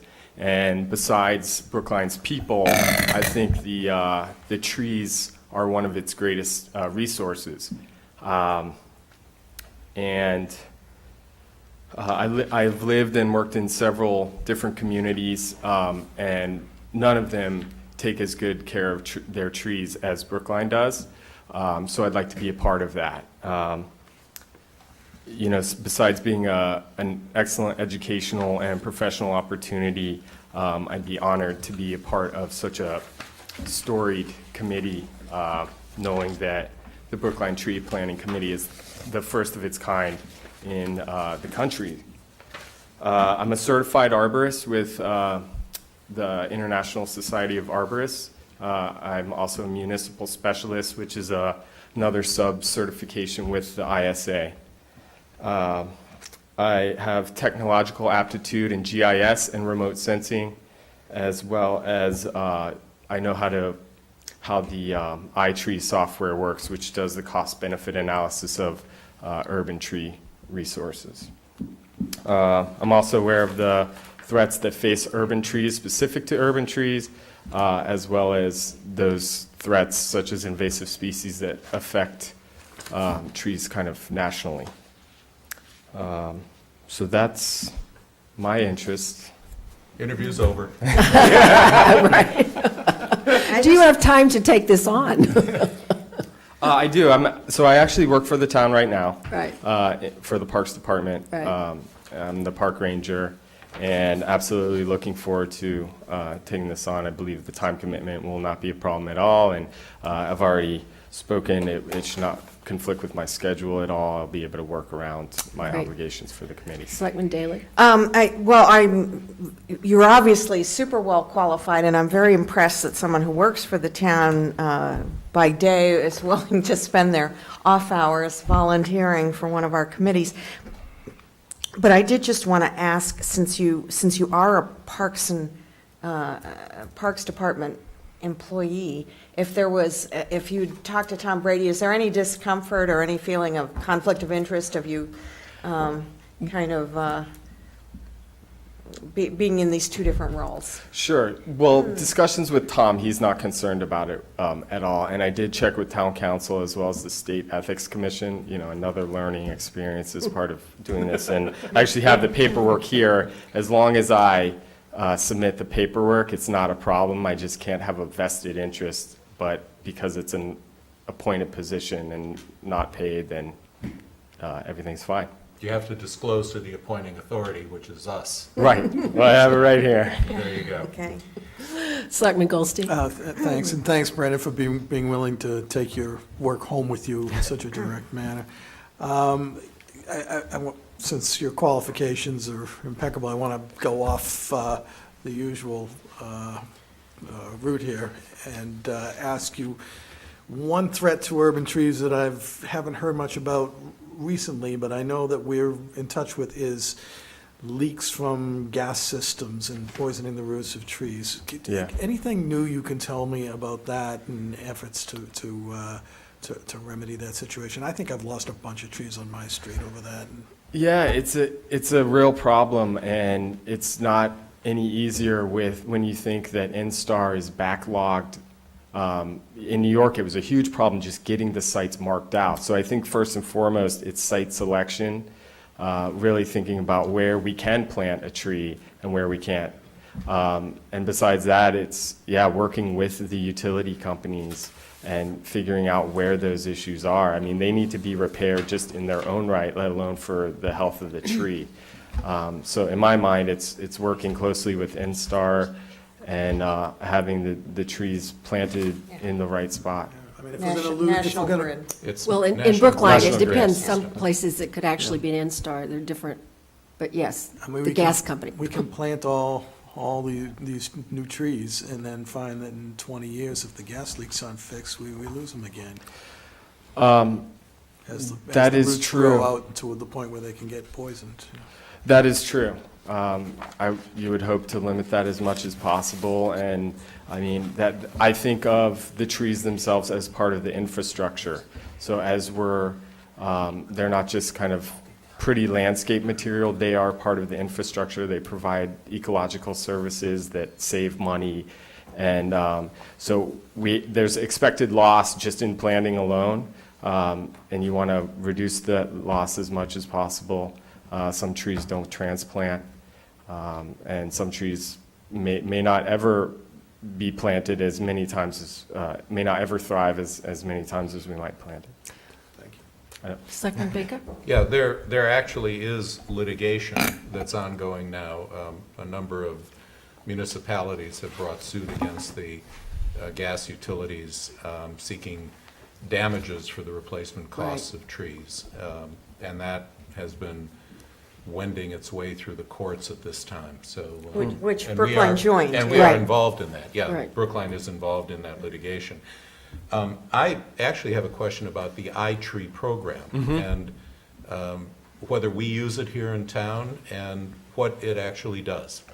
So I believe they have used it here in town, but there are several components of it, and one of them is risk assessment. So it basically, what it allows the user to do is, for free, take this software that's provided by the USDA and do a tree inventory of your town. So you can use it strictly for that. But what it also does is, by several different variables, you measure trees by species, by size, by location, and you can calculate the benefit of each tree. And what the USDA has done is given different trees, depending on their broadleaf trees versus conifers, different species provide greater benefit. So they take in more carbon, they provide more shade, they require less maintenance. So a tree that, like a sweet gum that drops a lot of fruit is worth less than a tree that doesn't fruit. And so what it allows you to do is take the whole tree population, look at what trees are abundant, which aren't, but also provide this kind of net benefit based on the tree's age and size. Is it used as a decision-making tool in terms of the species that you plant or where they're planted, or is it basically just saying, well, this is the net benefit from the trees? It certainly could be used for that. I think that is probably the most common use of it is for just inventorying what the resource is. It provides excellent, very easy to use with 4 short variables, kind of figure out what's out there. Okay. And I think, but some communities, I'm sure, do use it for budgeting, financial information about their trees. Okay. Thank you. Other questions or comments? Well, I certainly appreciate the knowledge that you have and your qualifications and expertise. We do, I believe, have a vacancy in the tree planting committee. So with good luck, we'll be able to let you know about this within the next couple of weeks. Thank you very much. Thank you. Thanks for your consideration, too. Sure. Thank you. And our next candidate is for the IT Information Technology Advisory Committee, Ms. Nick Castro.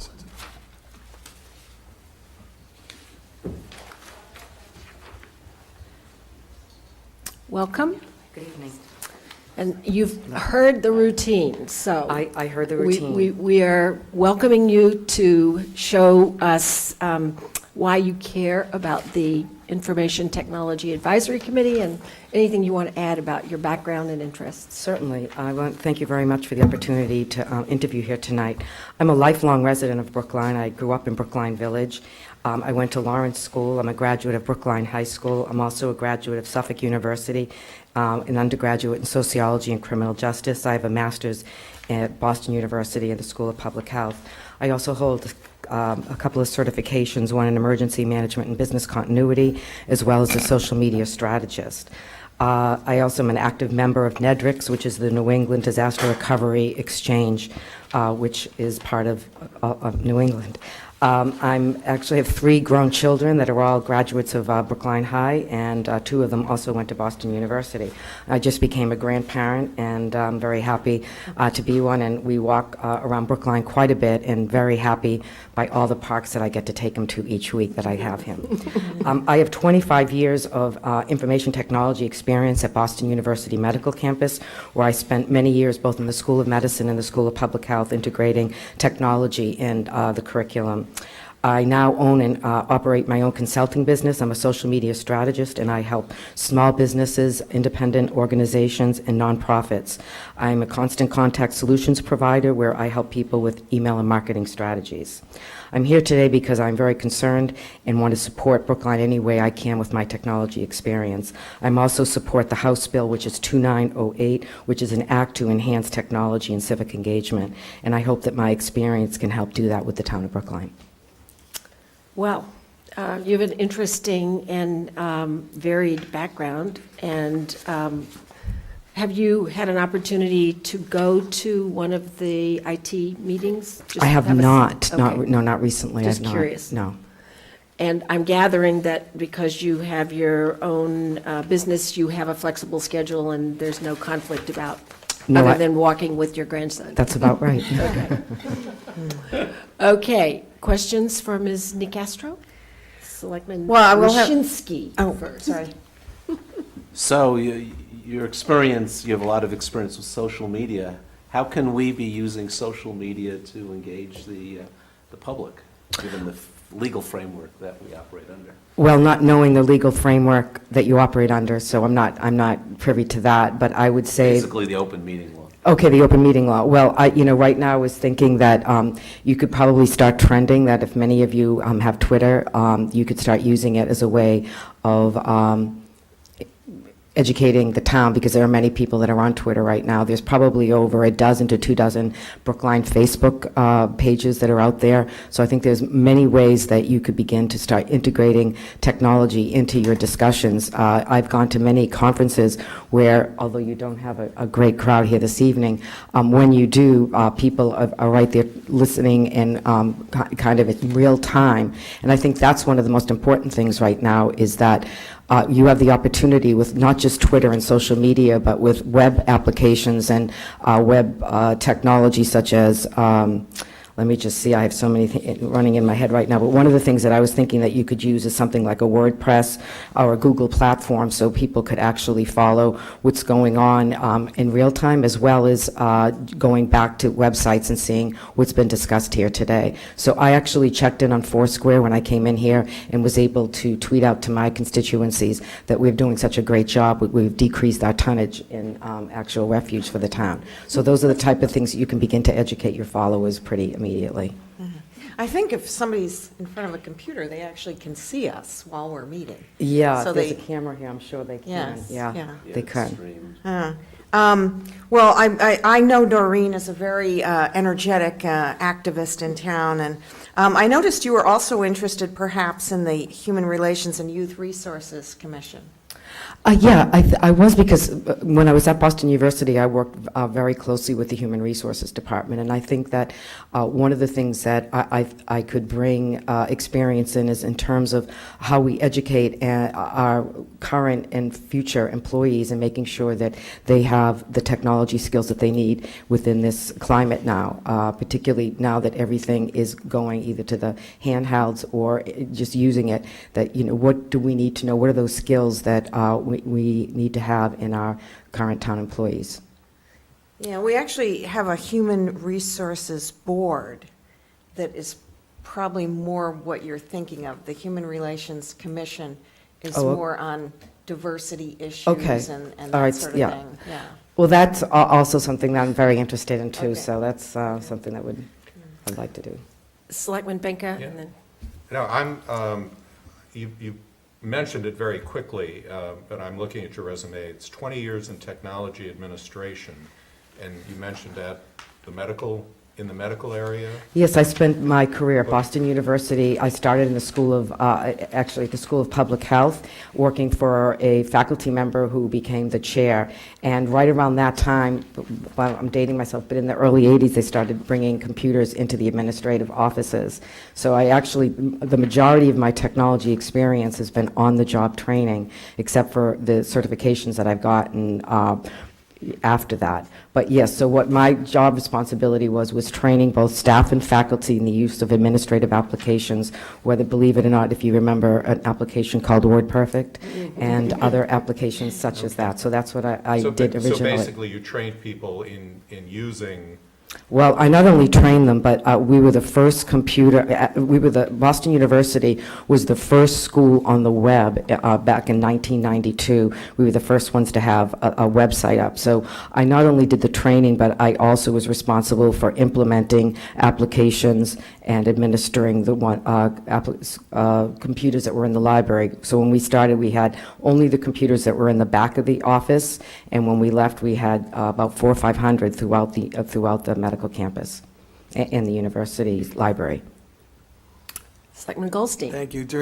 You also mentioned in passing House Bill 2908, and give us, flesh that out for us just a little bit. Yeah, let me just, a little bit about it. So what it is it remedies some problems that are with the current, I guess, open meeting law, and if I can just give you some examples of how it could help. So right now, and I'm reading from some notes that I got, so it's not all in my head, but that the most knowledgeable people are prevented from participating in web-based discussion forums in towns right now, and so I just did some research, so I was interested in hearing a little bit more about what this does. So what it really does is it remedies some problems with the open meeting law by allowing people that are interested and that can't participate here this evening, that can come back at another time and be able to read information and be educated about what's going on in the town. So right now, I'm not sure that necessarily is happening, because what will allow it to do is people can not only read it, but if they want to comment on it, they can also comment on it. So it gives people an opportunity to be more current than they may be now, because they don't have quick access to the information. Another scenario might be that boards are restricted in terms of how they meet and when they meet, and if they set up things like, for example, there's applications out there where you have the ability to set up documents and email where you can constantly be working with one another. So I use them quite a bit with my clients in terms of when I'm working with their web presence or when I'm working on their social media profiles. We work in real time. We use applications. So what happens is it doesn't necessarily have to be in real time. I can be working on it. I can share the document. They can come home at night. They can see what I've done, and then when they approve it, then I can make those changes to their website. So these are the same type of things that you could be using to be able to educate your constituency and the public at large. Other things, so it also the whole idea of communication. It gives you more access, more ability to be able to communicate than you may have right now. I'm not sure what you necessarily, if you have a website now where you post that information and it stays there and it can be very static. What happens is in applications, for example, what I talked about before, WordPress is a web-based application that allows people to make comments. You can moderate those comments or you can actually keep them open. So this, what it does is it begins to create a community, an online community that allows people to be able to interact, not necessarily right here. I have a comment about that, and I wonder whether you've given it any thought. We had recently a sort of mini experience where there was a committee whose job it was to come up with some recommendations for school space. We have a huge enrollment right now and not enough classrooms for them. And there were, I would say, citizen-generated comment. There's a Facebook page, for example, and citizen-generated questionnaires to which we got comments from Japan, Nigeria, a few places closer, like California and Nebraska, but none of those people's opinions matter to us at all. How would you screen them out? Well, in those particular cases, as I stand here now, I'm sure there's applications that you could screen those out without having a human intervention. But I know in some cases, human intervention is sometimes the best, because what you would do is right away you would, and this doesn't stop those comments, but you right away let people know that go to those Facebook, what that Facebook page is for specifically. Okay, but then you're suggesting that there does need to be a human monitor, which means we would have to staff up somebody to keep the people who are not Brookline residents from making free and uneducated comments about municipal affairs and business. Well, that's the good news, bad news of the internet. That's really, the good news is you have tons of people looking at your information and talking about it, and the bad news is you have tons of people looking at your information and talking about Right. it. I know that I have clients that would probably kill for those comments in terms of that there's actually people reading them and that would comment, but I think that that's part of, it's just part of the nature of the beast, although there are applications out there that probably can monitor, track and report and clean up if need be the case. But I think in some cases, you probably want the documentation of whomever is on your page. That's kind of the whole idea of the open format mentality, that you let that go out there. However, there are values that you can put out on your page. So for example, if there's people out there that are treating it inappropriately, you can ban people from those pages. So there are ways of managing and monitoring it. But like anything, I think people mistake that when they automate and they move technology, that it's going to, it's never going to replace, it's going to replace some people, but you're always going to have some human people interacting with technology. It just does, it's just the way it is. Your clients may not want that sort of commentary because... They might be negative. Yeah, I think people don't comment, I think, generally when they're happy, and they tend, Right. they tend to comment more When they're unhappy. when they're exercised Yeah, about something, right. so... I would definitely agree. Yeah, in the political arena. I think it depends where your passion is, but I think in some cases that, and we can, well, I'm sure you can tell just by, the recent elections, is that those people that are out there are the ones you want to engage with, because those are your brand ambassadors. So you want to make sure that even though people that are unhappy with you, that you engage with them, and not necessarily online, but you at least acknowledge them, because I think that's a part of the social media is it's 100% engagement, and you need to be out there listening to the people that are speaking highly of you as well as the ones that aren't speaking highly of you. It's just the way it is. I just care that the people who speak are residents of the town. That, I think, without me really investigating, I think is going to be a difficult thing for you to do. Which is why I think there's a real problem about introducing something like that to municipal government. I think it has to be the role of the chair of the Board of Selectmen. Some things, it's just, well, this is what I would say when I was at Boston University, and I would stand in front of administrators that would say, how much money is it going to be? Because that's basically what it comes down to. And the idea is that the wave is there, we just have to decide how big is it and how well do we want to ride it. Because it's not that it's not there, it's coming. And do we want to be on top of it, or do we want to be under it, or do we want to be riding it? And the reality is that the more we can educate and empower our town and our officials and our community. I also speak at schools, talking about with parents, and the whole idea of controlling and filtering versus empowering and educating. And I'm on the inside of empowering and educating, because the more filtering and the more control, we don't have that opportunity to educate our community about the important values in having cyber citizenship values. So I think there's something to be said to lean into it opposed to pushing back. That's just my opinion professionally. Okay. Any other questions for Ms. Thank you very Nicastro? much. It was my pleasure. Well, Thank you so much. Thank you very much. Appreciate it. I appreciate it. All right, we're going to change of subject now and move on to articles before town meeting on the warrant. And we have now a cluster of 4 zoning articles. Do we have a representative? Allison's here. Oh, yes. Ms. Steinfeld, we've come to your zoning articles, and we'd like to hear from you about article. Quite honestly, probably Selco is really more appropriate to speak to it, and she's downstairs in another meeting, so if you'd like to skip over this, I'll go find her. Okay, we can do that. You want to do Shall we 10? just go? You want to do 10 since Well, it's 9, or? But we need her That's for zoning. all of them, and they're all her, Yeah, she's the one, okay? These all actually went through the zoning Bylaw bylaw committee. committee, but I think we should wait for Yeah, well, Ms. let's get Selko. Ms. Selko here. We can actually move on to, I hope, we could quickly talk about the items that we have scheduled for possible votes. Yep. If you want to come to the next item, it's the cluster of marijuana-related articles and a solar array on Single Tree Hill. So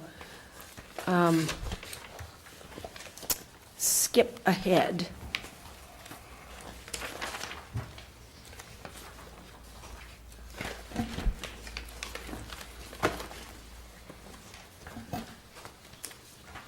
Article 5 has to do with the fingerprinting of applicants for, to be registered marijuana dispensary licensees.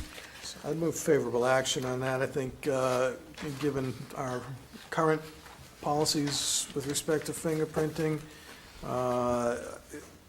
if there's to be a medical marijuana dispensary in town, it fits right in with that, the presently fingerprinted licensees such as Alcoholic beverage. and car dealers and street peddlers and, just other. Taxi operators. Taxi operators, other areas that, where there's a heightened need for identification.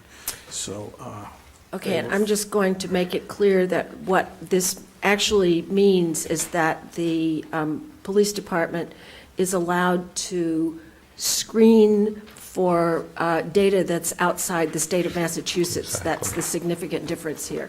Chief, would you like to just point out the, what this would permit the screeners to do? Exactly what you said. It'll allow, right now, if we were not to have this, the Board of Selectmen would have to take a limited criminal check in-state only. With the taking of fingerprints, and under the guidance of the bylaw, we then submit them to the state police, who forward them on to the FBI, and we get a nationwide criminal check on the managers and the owners and applicants of the marijuana dispensaries. And after we've acquired that information, we do not release it to the public? No, if we require it and it does come back with some criminal information, under the bylaw, we have to sit down with the applicant. Right. And go over the whole thing, where he or she has a chance to dispute it. Right, okay. So, we have Okay. a motion. Any other comments No, from members of the I board? think clearly, given the significance of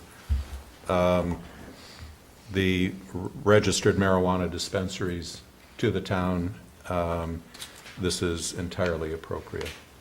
And I agree, adding if we are fingerprinting ice cream truck drivers. That was the one No, I that's- noticed too. The state is, actually, I should make it very clear, that's not just the town of Brookline, it's a state mandate.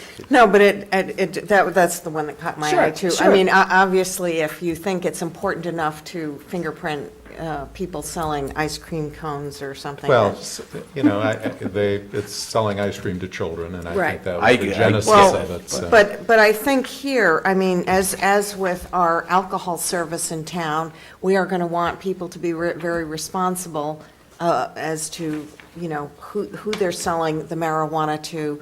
It requires a prescription, there's a lot of potential for Right. And abuse. I think what I would argue, which is in effect what I think other members are saying, is that this is an interesting sort of intersection between medical use of a product that has previously been classified as a prohibited substance. So. Still is. There is a Sounds like motion. fingerprinting is worth it. Okay, all in favor, please say aye. Selectman Daley? Aye. Selectman Benka? Aye. Selectman Goldstein? Aye. Selectman Waschinsky? Aye. Chair votes aye. Thank you. Thank you, Chief. Next is Article 6. Ms. Selko is here. Oh, now. right, Ms. Selko. All right, well then let's stop and go back to zoning items. If you would come forward, Ms. Selko, and walk us through attached dwellings, Article 8. Polly Selko, Assistant, excuse me, Polly Selko, Assistant Director of Regulatory Do you need some Planning. water? Are you okay? No, I'm fine. Okay. Article 8 is some housekeeping changes to the F and T districts.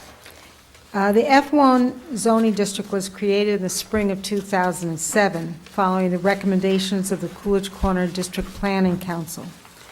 Previously, we had 1, 2, and 3 family districts. And this F district, I'm sorry, 1 and 2 family districts, and the F district created a 3-family district. It was supposed to provide a transition between the 2-family district and the multifamily district, and was meant to help preserve the 3 families that were existing in the multifamily zone, where they could be torn down and larger buildings built.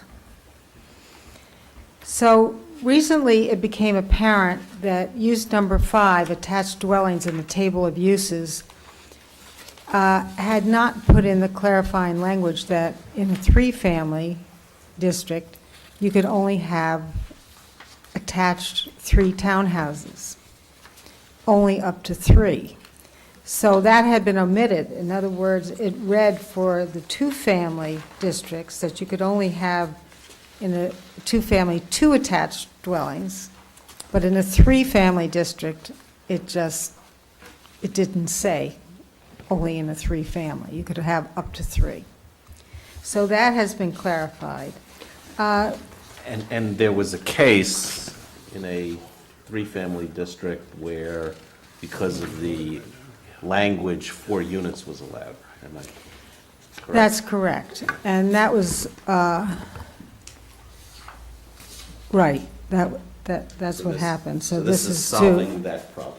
Right. Separately, in an effort to be consistent with requiring a special permit for attached dwellings in F zones and some of the other zones for attached single families, the amendment modifies the use table to require a special permit for attached dwellings in T zones. Currently, it's allowed by right, but they felt that since you have to have a special permit in the other residential zones, you ought to have it in the T zone as well, to be consistent. The amendment also clarifies what dimensional requirements should be applied to attached dwellings in such districts. In other words, there were a couple of lines left out of the table of use, the dimensional table, that applied to the F district, and those were added back in. And lastly, there was an amendment related to the gross floor area. A couple of years ago, it was decided that the Moderators Committee was trying to prevent McMansions from being built. And so they discussed including extra height above 12 feet. In other words, if your ceiling height was 18 feet, the additional 6 feet would be counted proportionally towards the gross floor area. But this applied to all districts, and it was decided that that hadn't really been the intent at all of the Moderators Committee. What they had intended this to be was to target residential buildings. So that was changed so that multifamily and commercial buildings were left out. And because in an apartment building, you might have a very tall lobby, and they didn't want to penalize that kind of architectural style.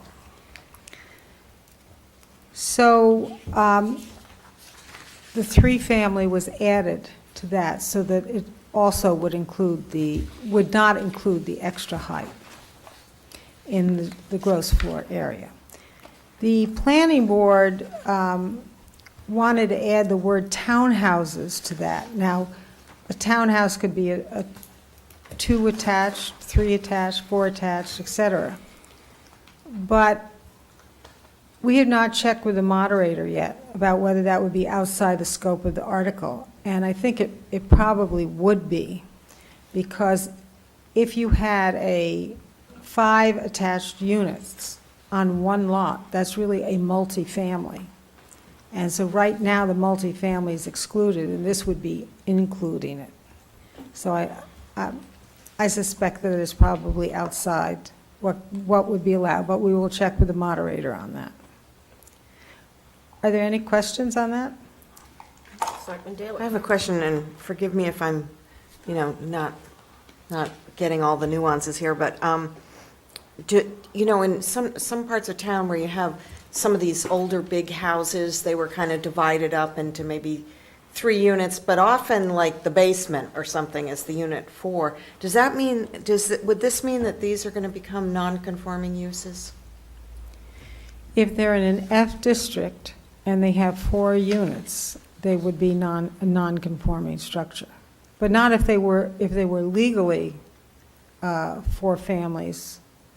At the time they were allowed to be 4 family, then it would be But does fine. that affect, so then they want to enclose a back porch on one of these levels?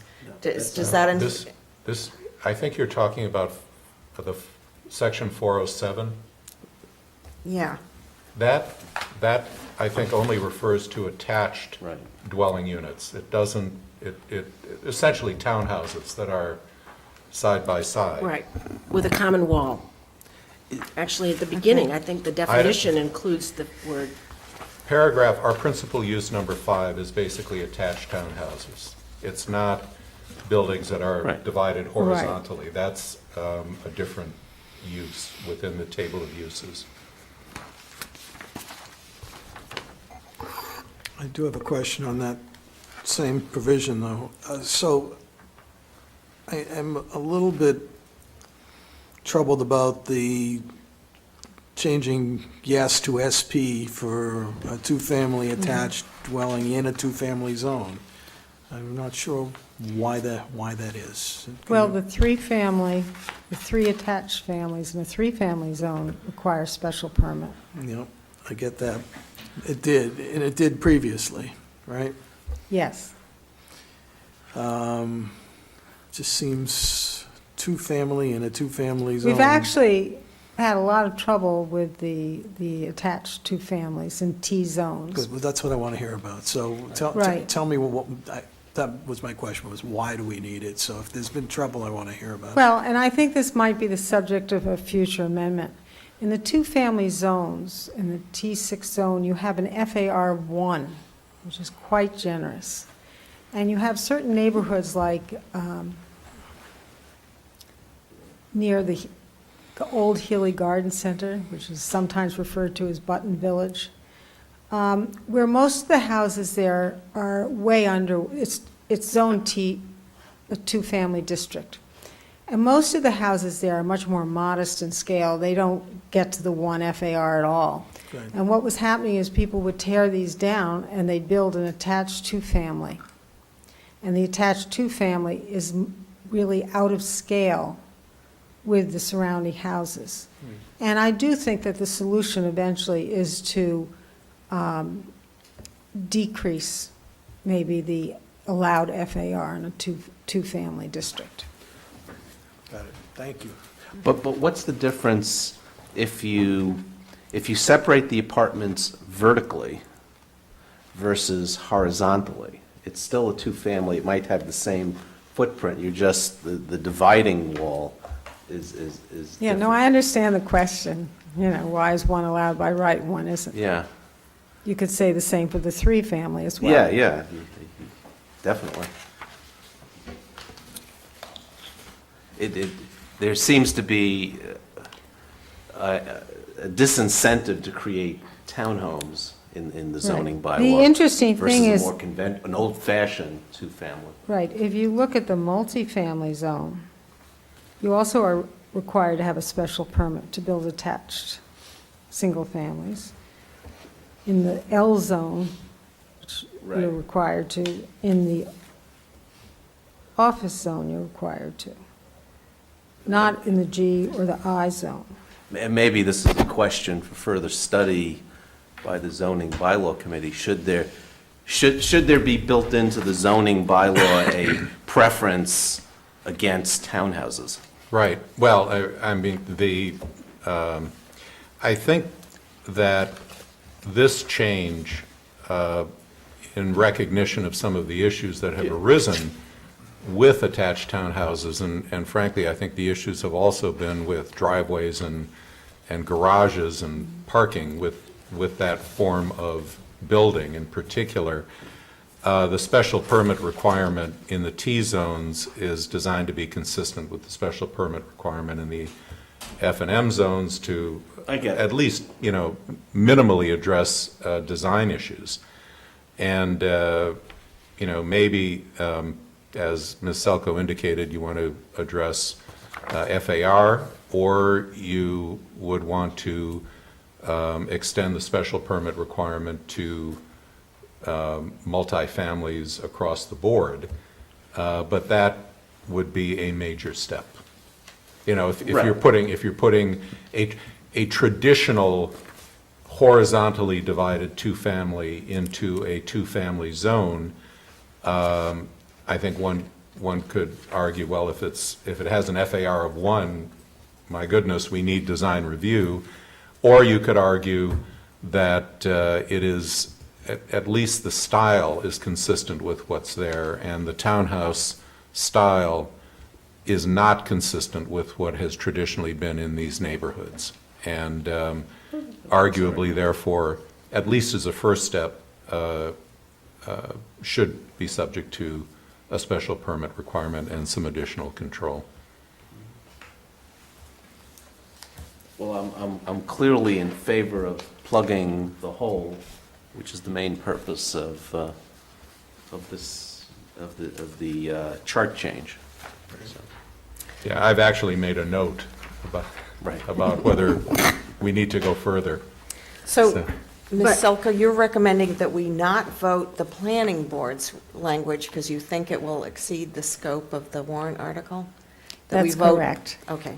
Well, but we're not voting tonight. We're not voting, we're just. So this is not on for a vote. by the have a- time we It's on for a vote, potential vote. we'll We have will an have- We don't answer. have to vote it. It's a potential vote. We don't have to vote it. But if we want to wait and find out whether that's part of the scope. Because I then we can't. think if the word townhouse, if it's allowable, is a good modifier, it makes it clearer as to what we're talking about. Right.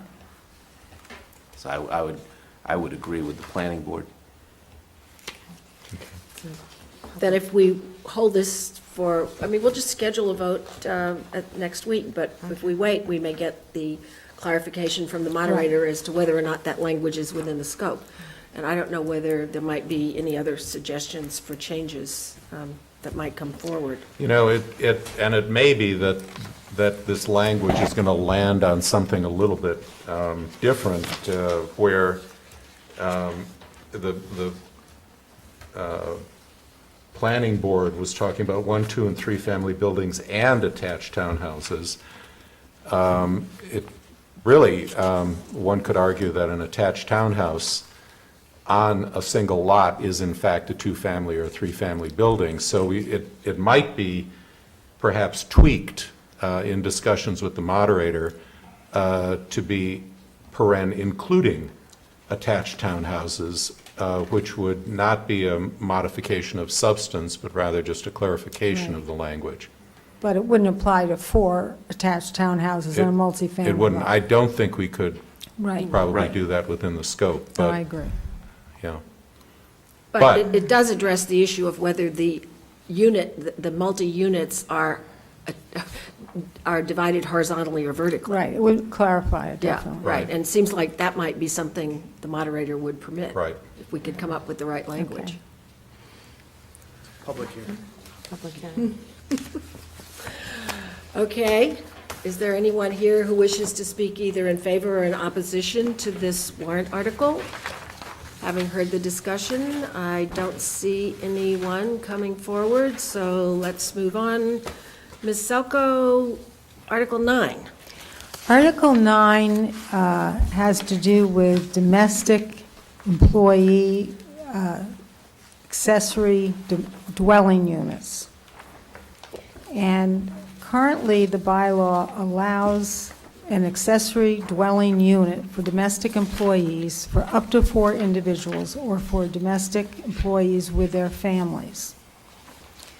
And again, as a result of, a circumstance that happened in the town where one of these accessory dwelling units was built, this section was highlighted and had a lot of discussion around it.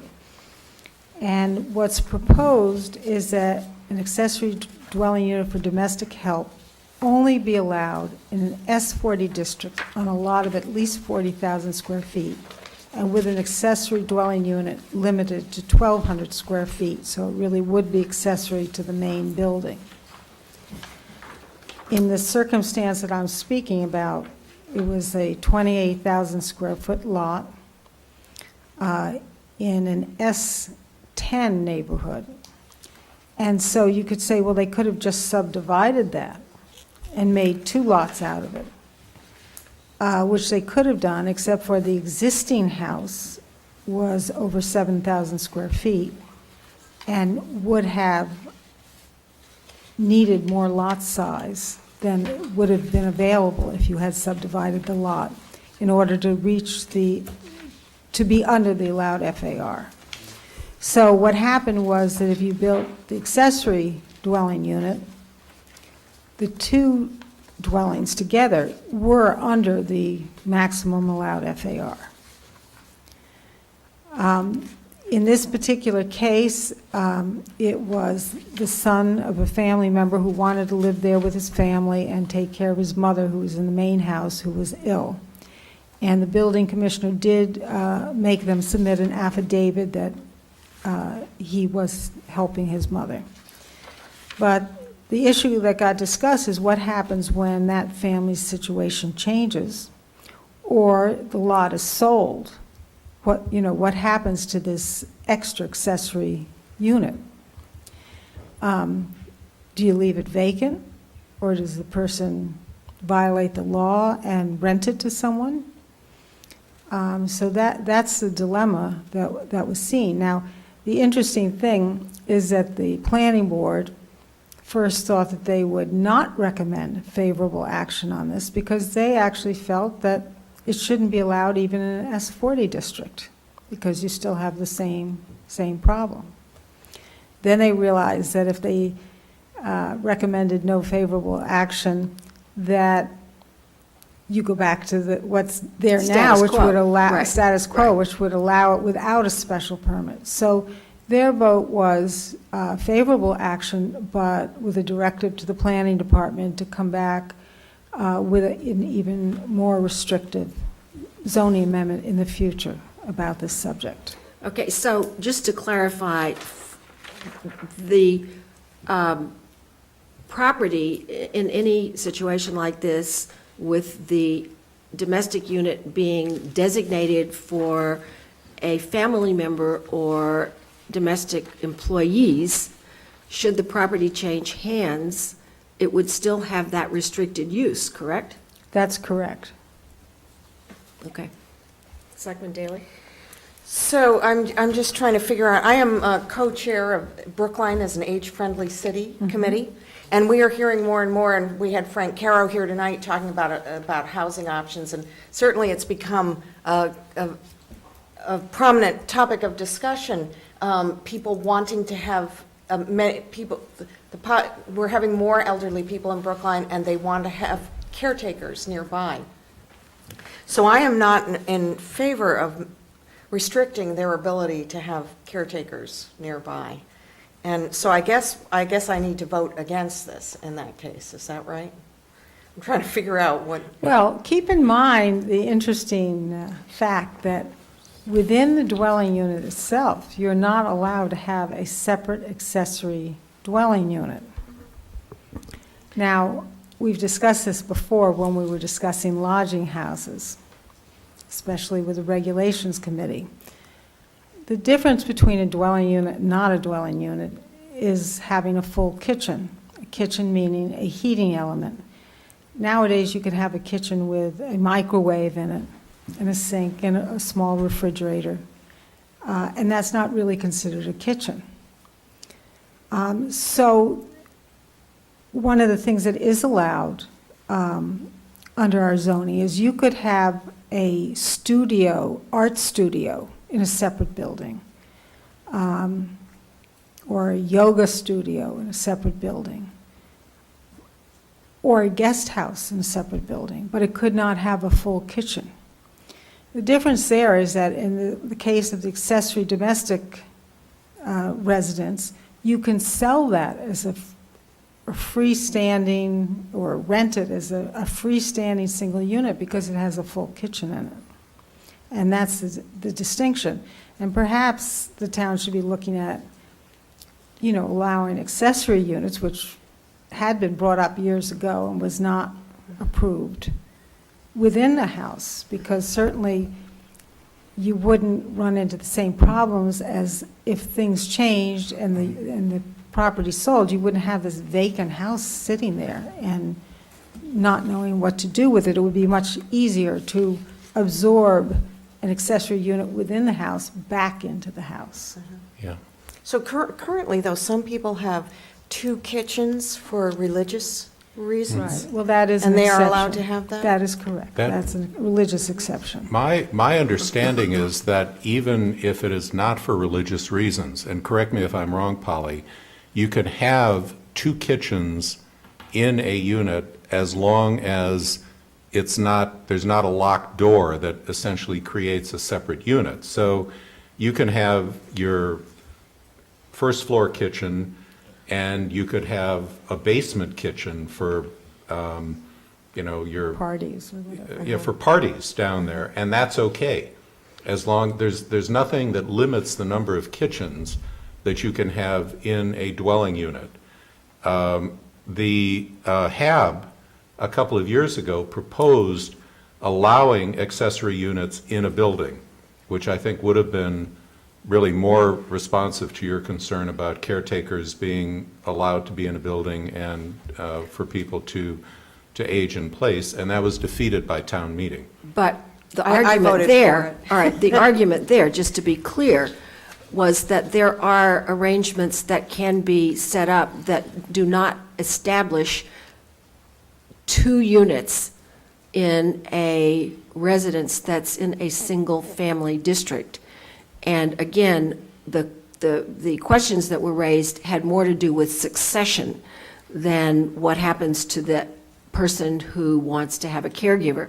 The issue is, as other examples have been brought up, someone creates this unit and then the building gets sold, the house, and it turns out that the accessory unit suddenly becomes a rental unit to college students, which is not its intention at all. And in a single-family district, that's now a 2-family home. And I think there were enough concerns raised that it didn't gain popular support. And I don't know what the solution is, I just know it's complicated. Well, I know that Roger Blood has spoken, fairly recently about this, and I know that before Fran Price left, she worked on this, which is, you can, as Dick was saying, you can have these 2 units in a house as long as there's access to both. In other words, no locked door, no separate unit. But then you have to have police to come around and make sure that nobody's locked the door. Well, yeah. Which I do not think is going to come very... Yeah, no, and that is the concern that people raise with that. But the law is, in fact, that now, in a legitimate caretaker situation, one would assume that the caretaker would have immediate access to the main dwelling unit, and if that caretaker has a kitchen that he or she uses for, her own or his own purposes, and wants to cook something alone and eat something alone and have some privacy, they can do that, as long as that unit is not separated from the main dwelling unit in the house. So I think the caretaker situation within a house might actually, within one building, might actually be dealt with by the interpretation of our zoning bylaw as it stands now. What this was really intended to address, the nose kind of to the right, and the special permit, was the situation where somebody put up a separate building, essentially a separate house Structure. on the property, and I think it really became a cause of concern where this happened in a congested area and on a smaller lot.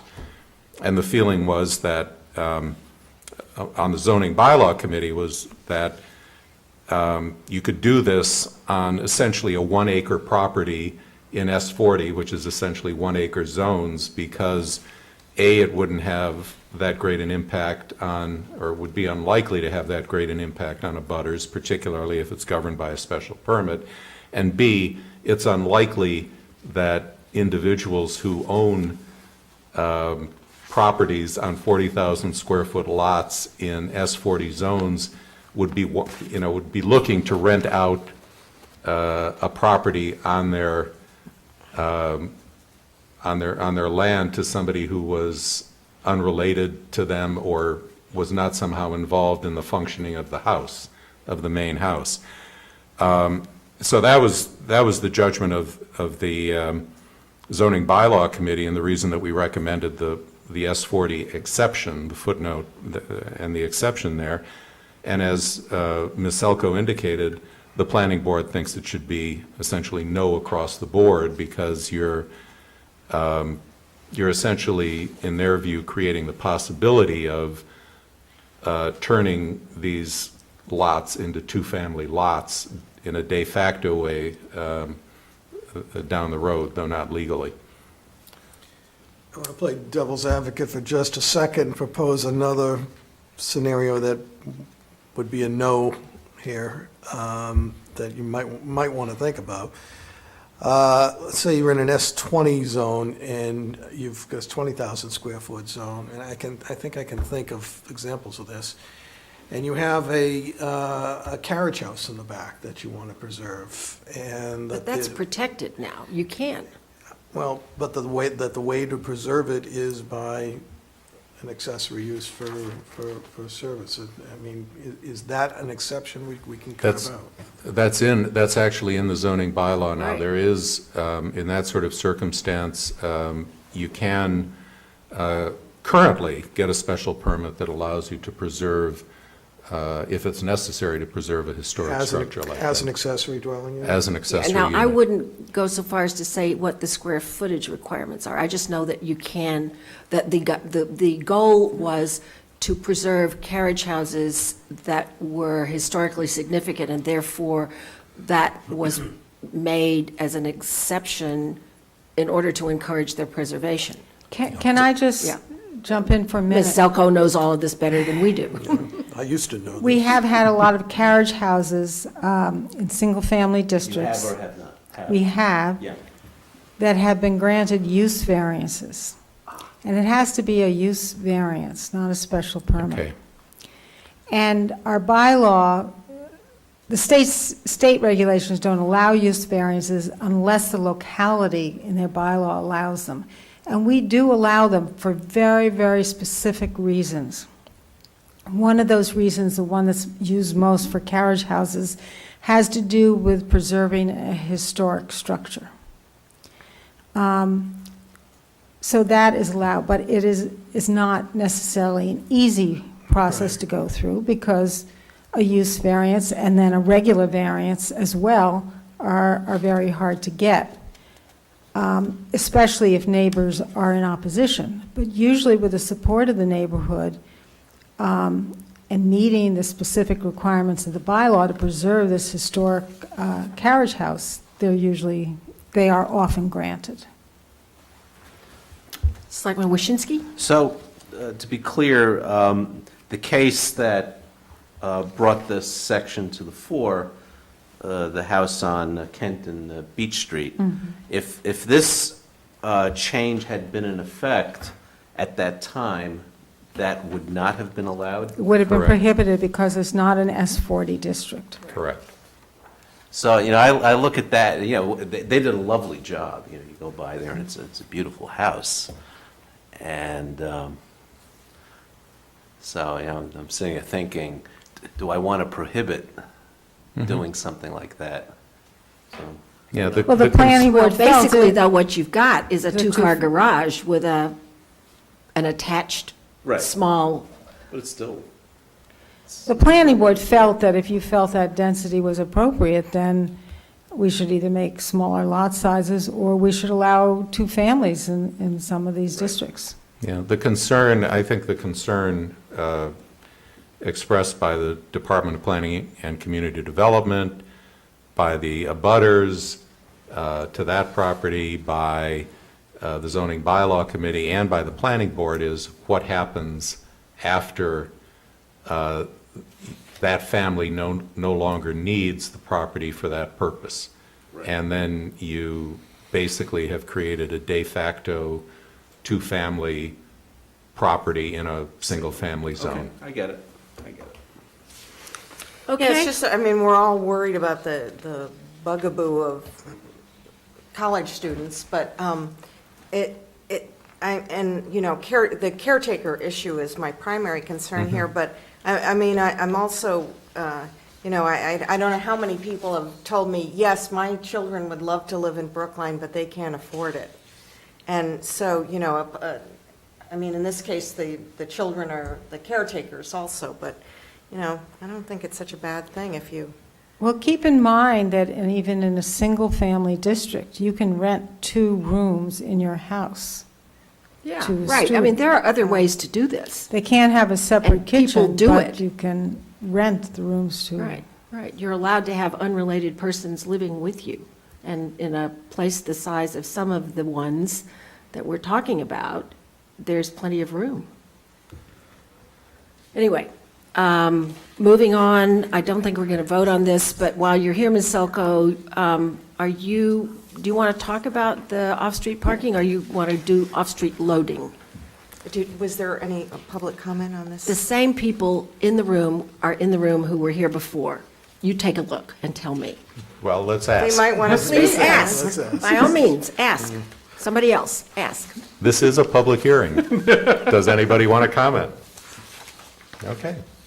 We've All right. offered the opportunity. Well, why don't we skip to Article 11? Yeah. Because Mhm. it's a little Fine. bit simpler.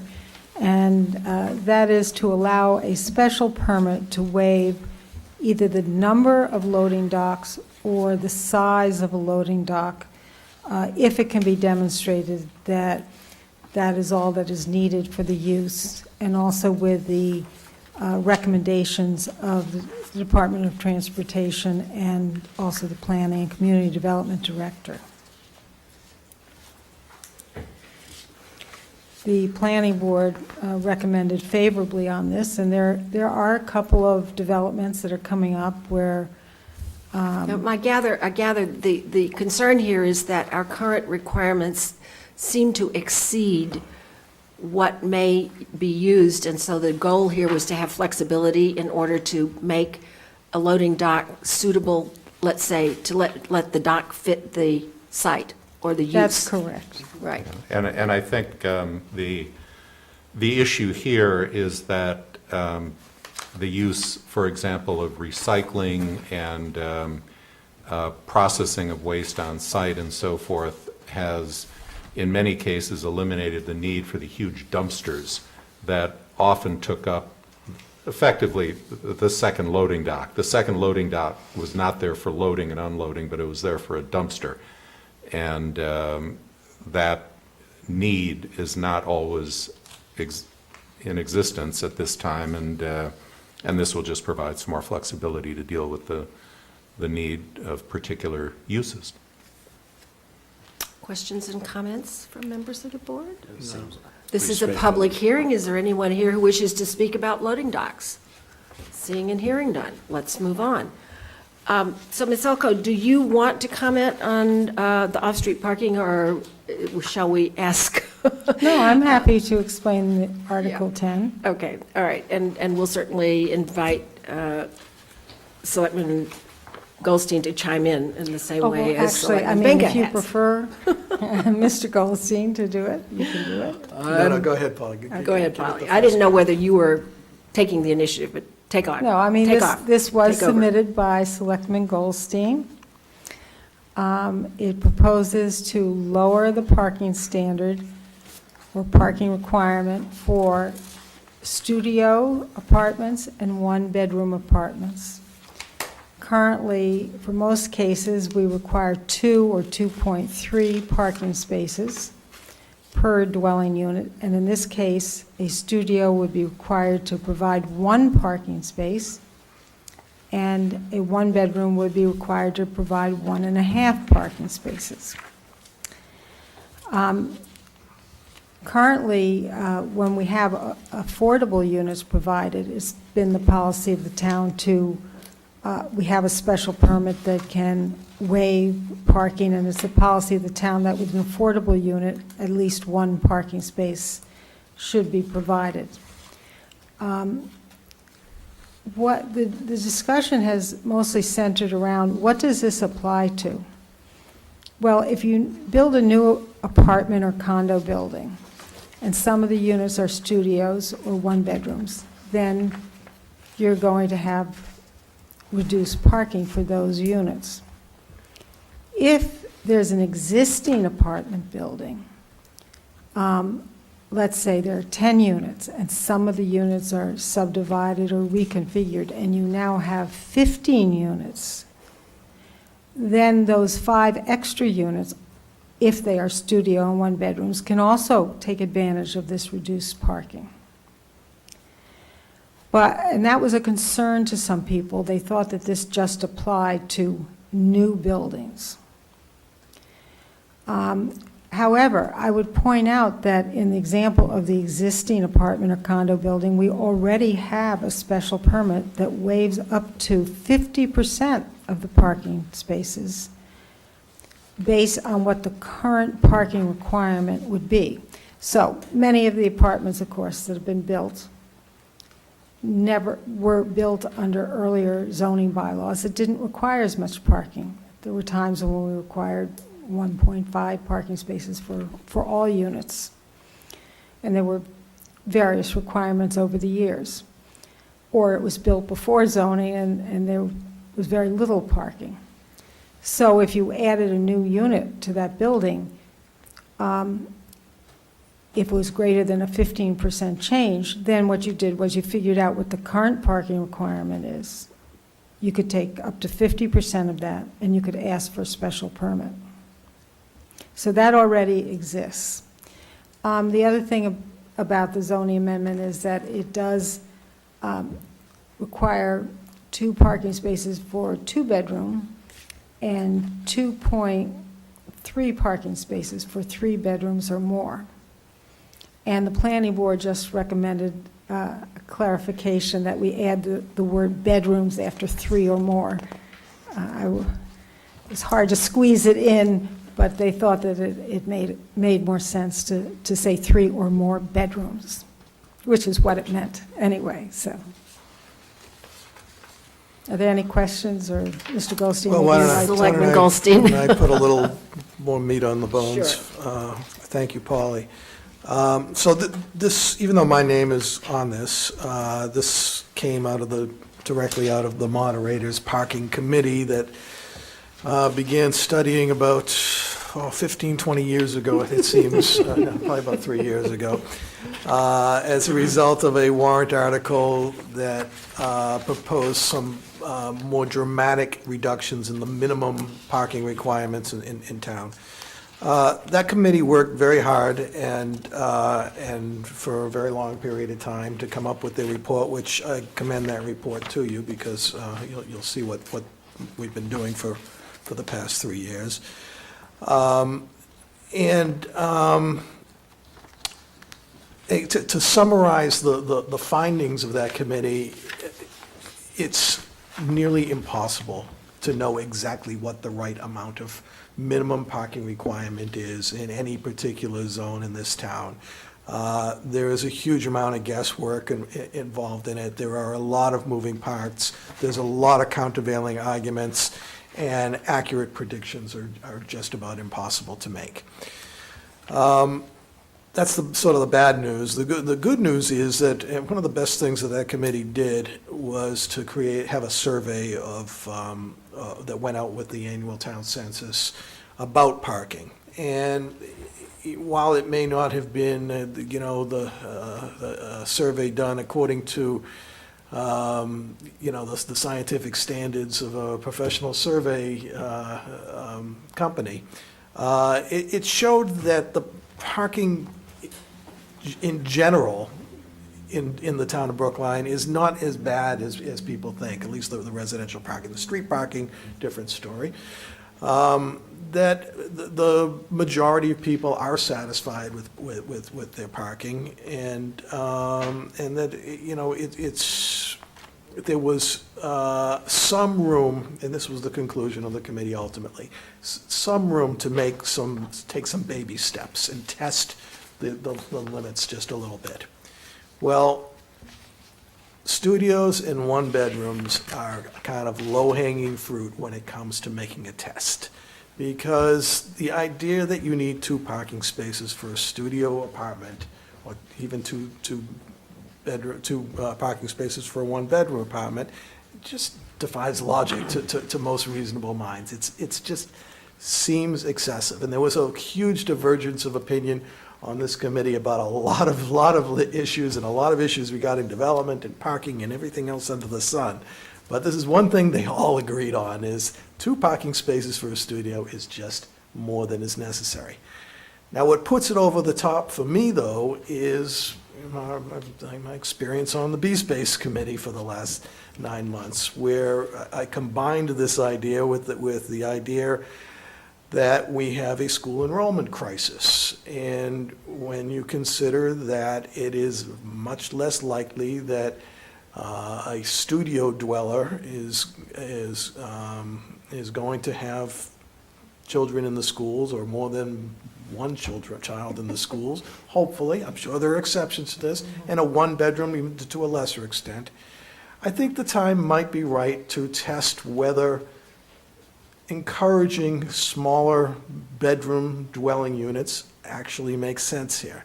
And we can do that in a very subtle way by getting rid of the requirement for 2 parking spaces as a minimum.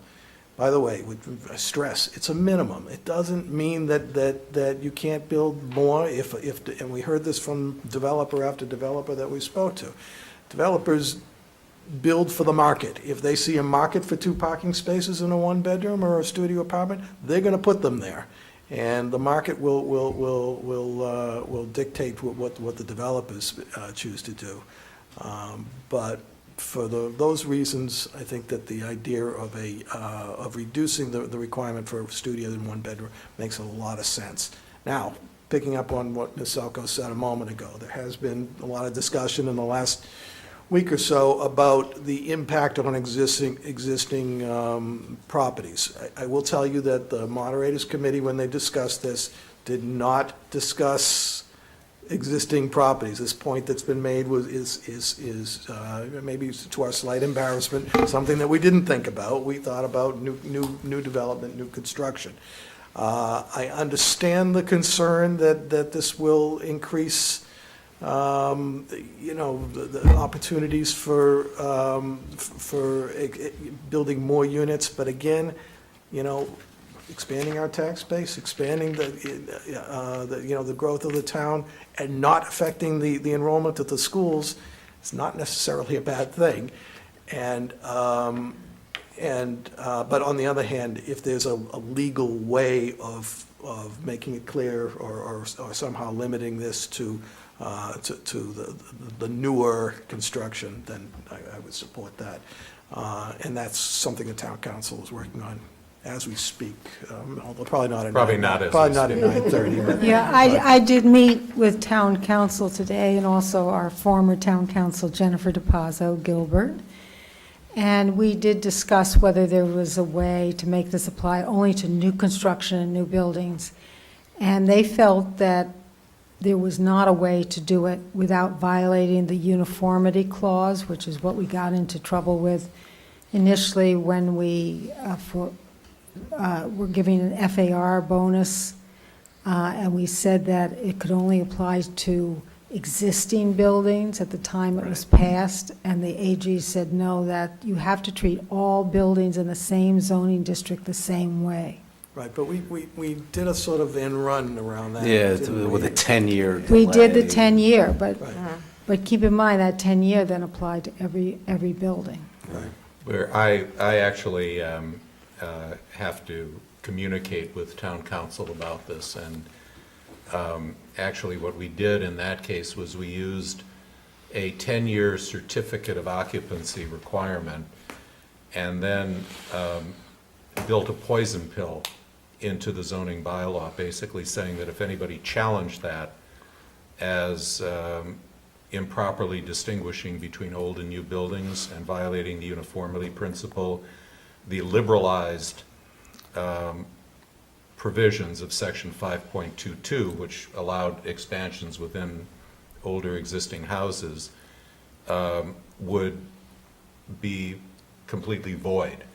So it basically removed the incentive, that provision was designed to remove the incentive for anybody to challenge the distinction between old and new buildings, which we did with the certificate of occupancy. So, I mean, I think the case is not yet closed on whether we can do something to distinguish between old and new buildings. It may be impossible to do that, or it may be possible to do something that does that. I'm not troubled by perhaps the opportunity to create new studio units. Where I could be troubled is if the reduction, let's say you have an existing building of mixed ones and twos, threes, Right. and fours. So you reduce the parking requirement on the ones to a point where it gives them some room to create more twos, assuming they have enough land.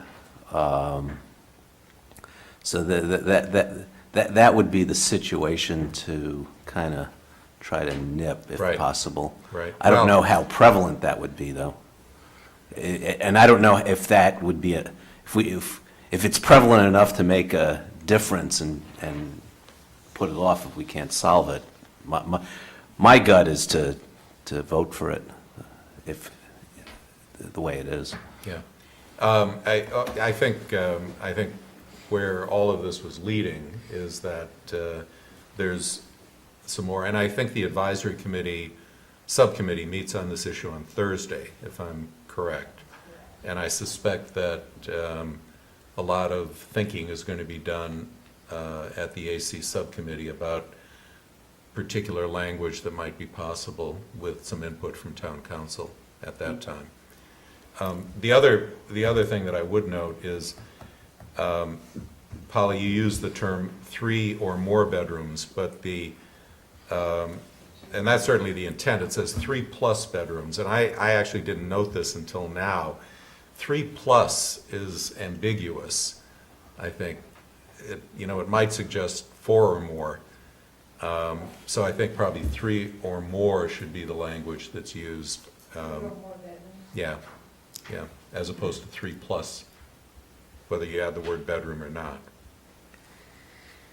Selectman Daley? Yeah, I'm going to support this. I don't think studios need more than one parking space, but I think, there's nothing that directs a developer, for instance, as to how they allot those parking spaces. And so they may be selling studios with no parking and giving extra spaces They to might. their That's- luxury units or That's the something. market forces at work, Yeah. and that's Yeah. always been You the can't case. do Well, that I in just want to zoning. throw out, for those of you who are thinking about the parking and zoning issues for future reference, I think that as we see more people like in this urban setting using the zip car model, and also, again, the caretaker thing is a big issue. You know, they're having trouble, if you have somebody there all day, they can't park on the street all day unless they're, you know. They can they're- get a special parking permit and park on the street. Well, they have been trying to work that out, but it hasn't been working very successfully. So that's been an issue at the senior center, I can tell you. Yeah. So that, you know, in future, I would think if you were going to further reduce any parking requirements, you might require there to be some shared spaces that people could use as guests or as needed or something, that they can't give all their parking spaces to the luxury units and then have people in smaller units never have any access whatsoever to a parking space off the street. Yeah. Isn't there something in the zoning bylaw now that talks about spaces, extra spaces for visitors and guests and tradespeople?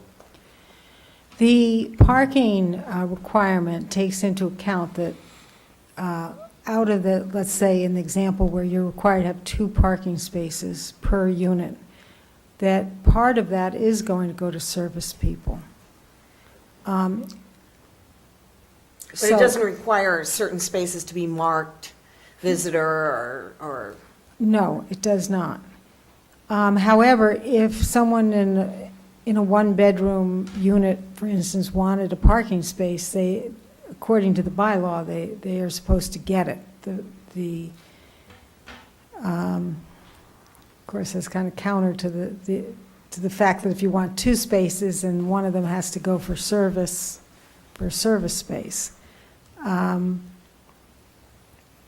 So, out of curiosity, this may be more a parking committee question, since you may have discussed it. Well, there is no more parking committee. That was a temporary committee. I know, but in that conversation and having the surveys and, you know, given it a lot of thought, was there any discussion about the possibility of sort of coming back around to Frank Caro's presentation and also Selectman Daley's concerns about whether there should be different allowances, different requirement for, let's say, senior housing?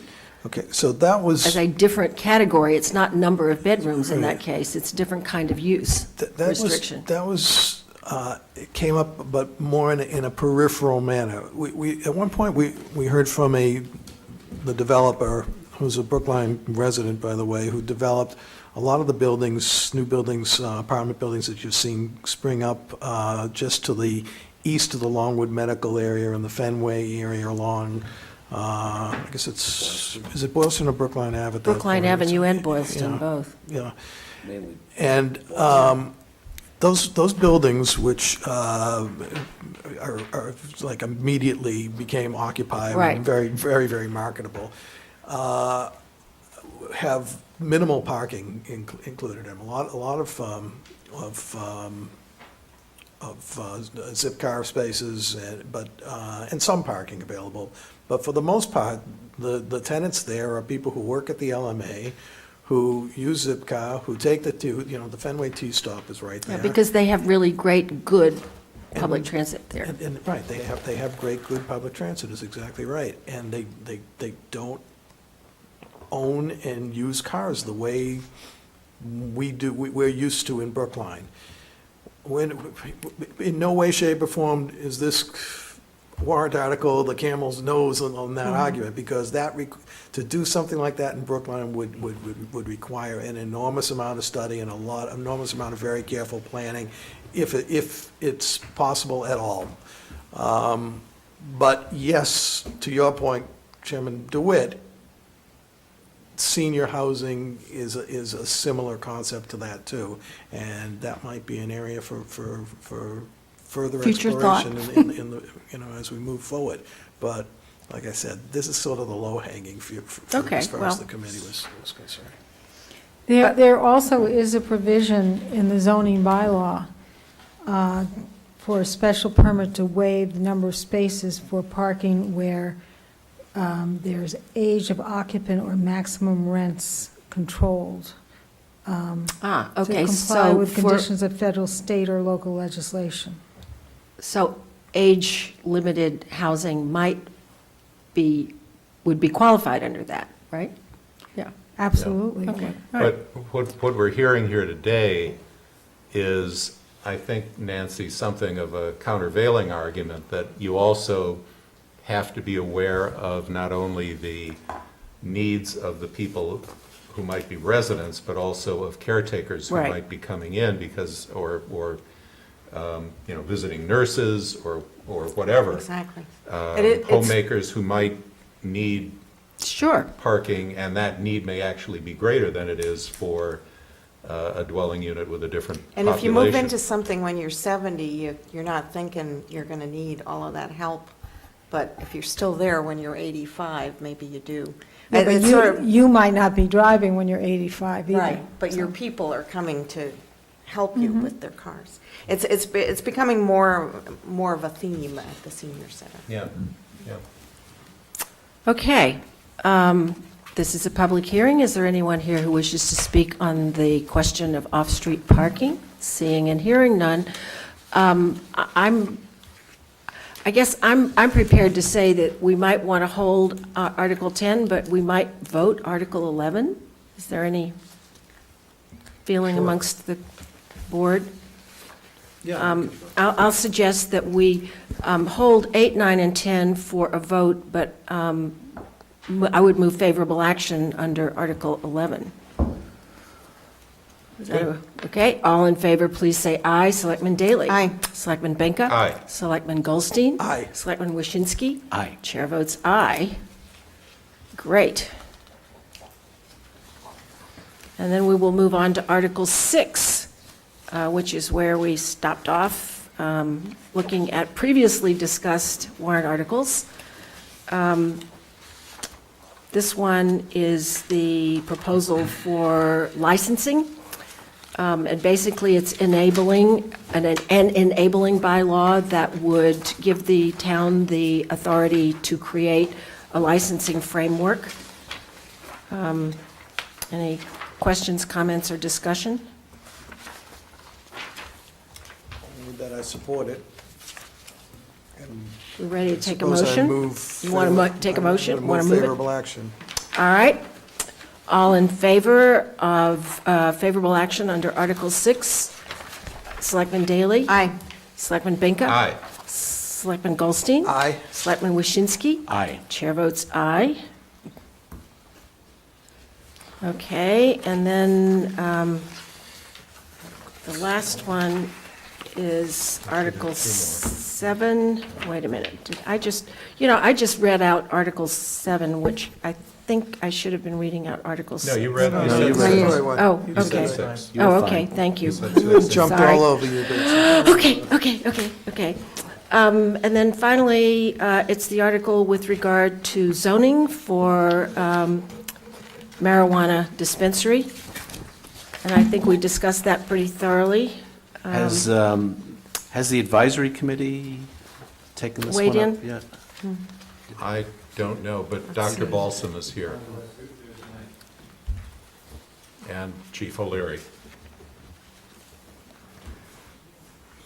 So the advisory committee, subcommittee did take it up, and their recommendation was to be a little bit stricter than the proposal that you have in front of you.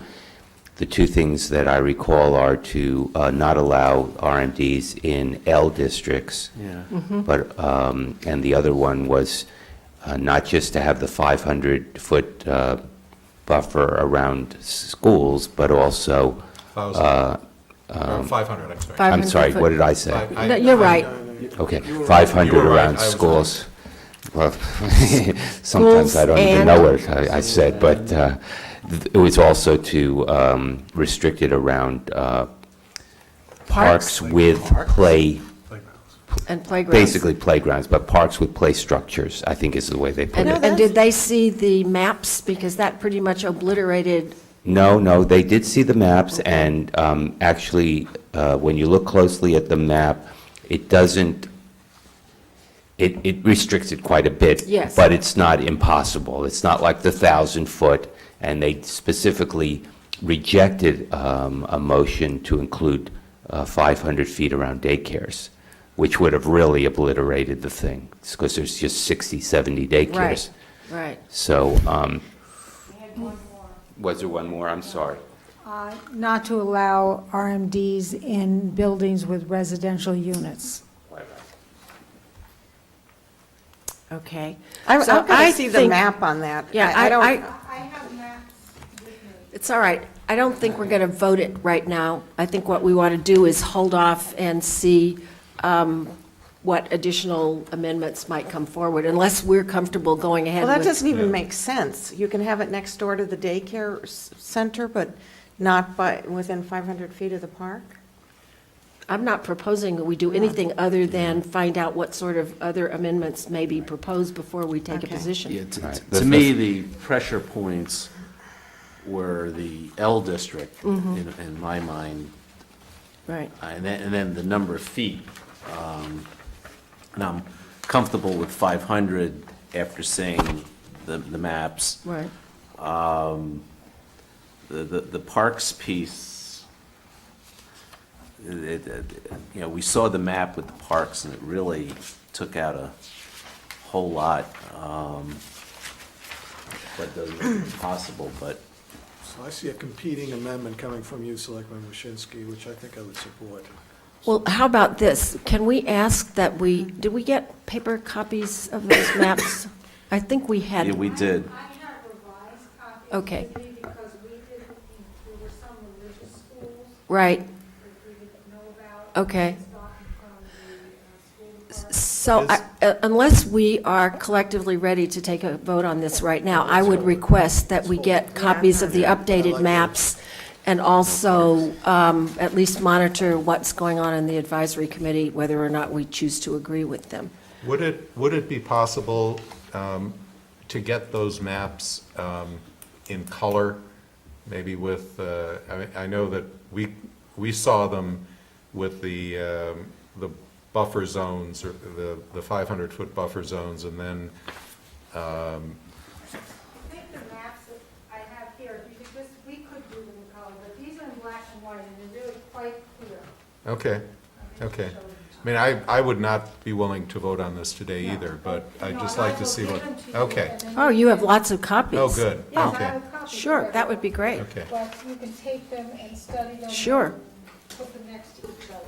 So one is just 500 feet from the schools, and the other is 500 feet from the schools And the the parks, with right. play facilities. Okay, You know, super. it's just looking at this very quickly, adding the parks with play facilities really doesn't have much of an impact on commercial areas. I just remembered that it covered 2/3 of the town. Well, it takes out all of, much of Route 9. Right. Yeah, but does it take out much of Route 9 that is Well, it commercial? takes out, that it is certainly commercial? takes out And it really. the commercial. Doesn't seem to. What it takes out, what it looks like it takes out, and maybe we can just have a brief discussion about this to focus our thinking. It looks as though it takes out some of the L districts, but you're proposing to take those out anyway. Well, So the subcommittee on the advisory. Yes, Right, this is- And I was getting ready to move, taking out the L I mean, districts. the districts, just to be clear, the districts that we would be really concerned about here, Polly, would be the districts that are in black. That's correct, those are the dark general black ones business. are, if we take out L districts, the only ones that we're really concerned with are the black ones. And the impact on those of this parks limitation, Well, it takes out the medical offices on Route 9. Which were taken, which were taken out. It takes out part, is that the cypress and? No, and that's, root- What's that black area Well, there? it's the 500-foot school thing does it too. Yeah. It has there's no doesn't difference have- there. No, but this is, this. You know, what it actually does take Thing is out, or what it smaller. might take out, is the medical office building that is now on the corner, that, the part of Brookline Place.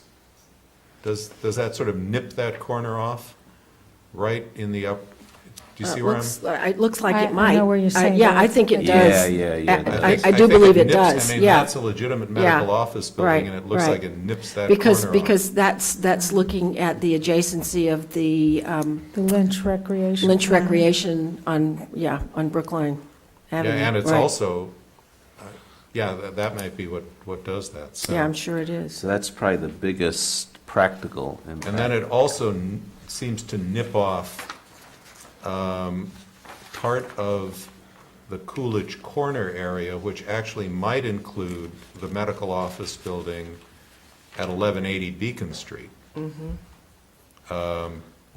We've got what kind of looks like a transmission here on the black area, and it seems to nick that off going toward Boston, right on the corner, and that actually might be another medical office building.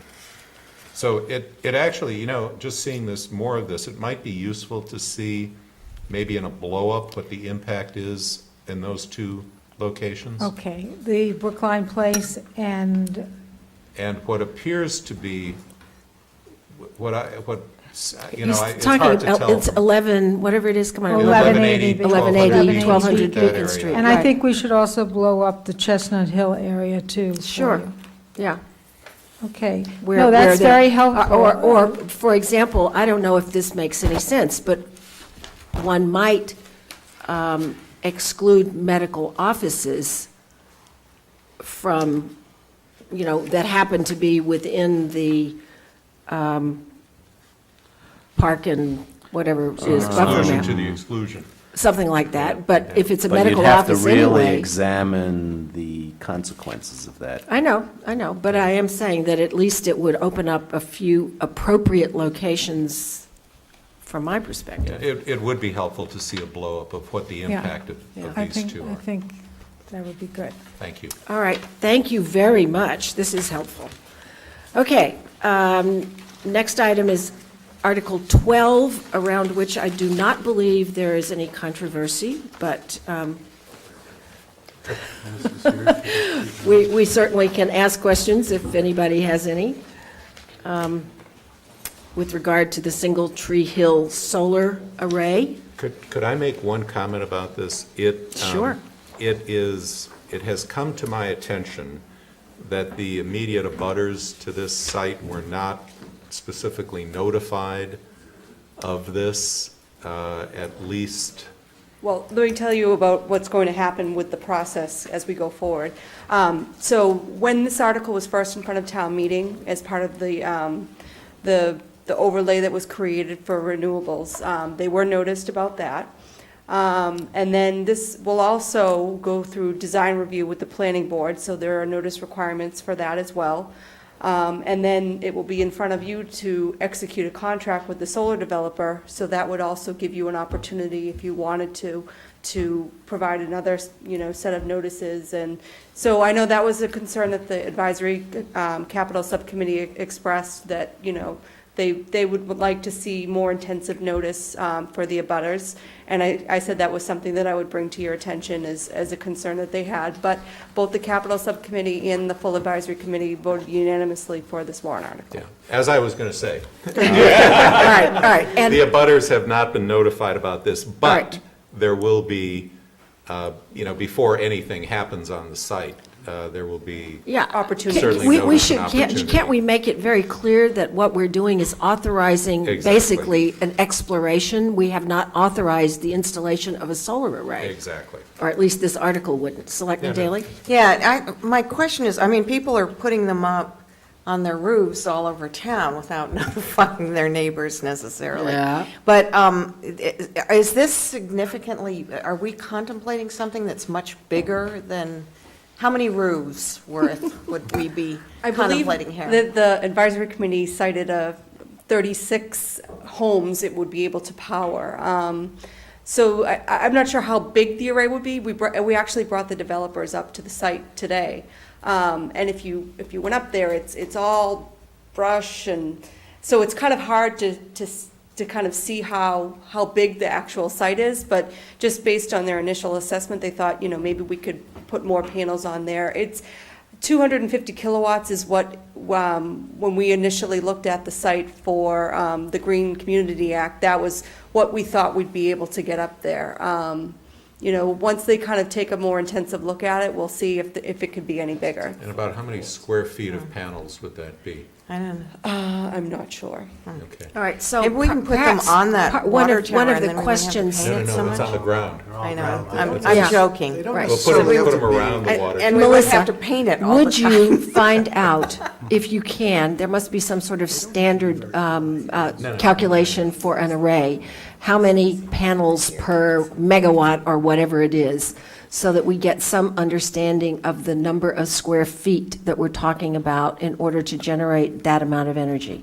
Yeah, I can get that information for you. Okay. I would say that as the developer moves forward with this process, that's probably something that he would be able to present to the planning board. When they go through design review, they'll be providing them with sketches as to how the arrays would be laid out. Okay, but at town meeting, we may need to be able to answer that Yep, question. I understand that. So, Mhm. I think, this is, in the end, this is, whatever gets built would be far more benign than wind turbines would be. They're basically, as Selectman Goldstein just said, that these are Be a good basically spot low to for the it. ground. And it's These- also the highest point in town as well, so there really isn't any point that's higher than Right. that site. They, at the, my other location in Aquina, Mass, they have put them up by the dump for the town, but they face them so they're not like shining at you when you come and, use the dump. They face them away. And so I am just a little concerned about, neighbors maybe getting reflections or things like that, if there's a great big array of them. And I think that the way that the site is laid out would probably give you a level of comfort. There's the flatness of the top of the site, but then there's berm around it, and so it's kind of slanted. So I think it would be placed, I don't think that they would be on the slope part of the site.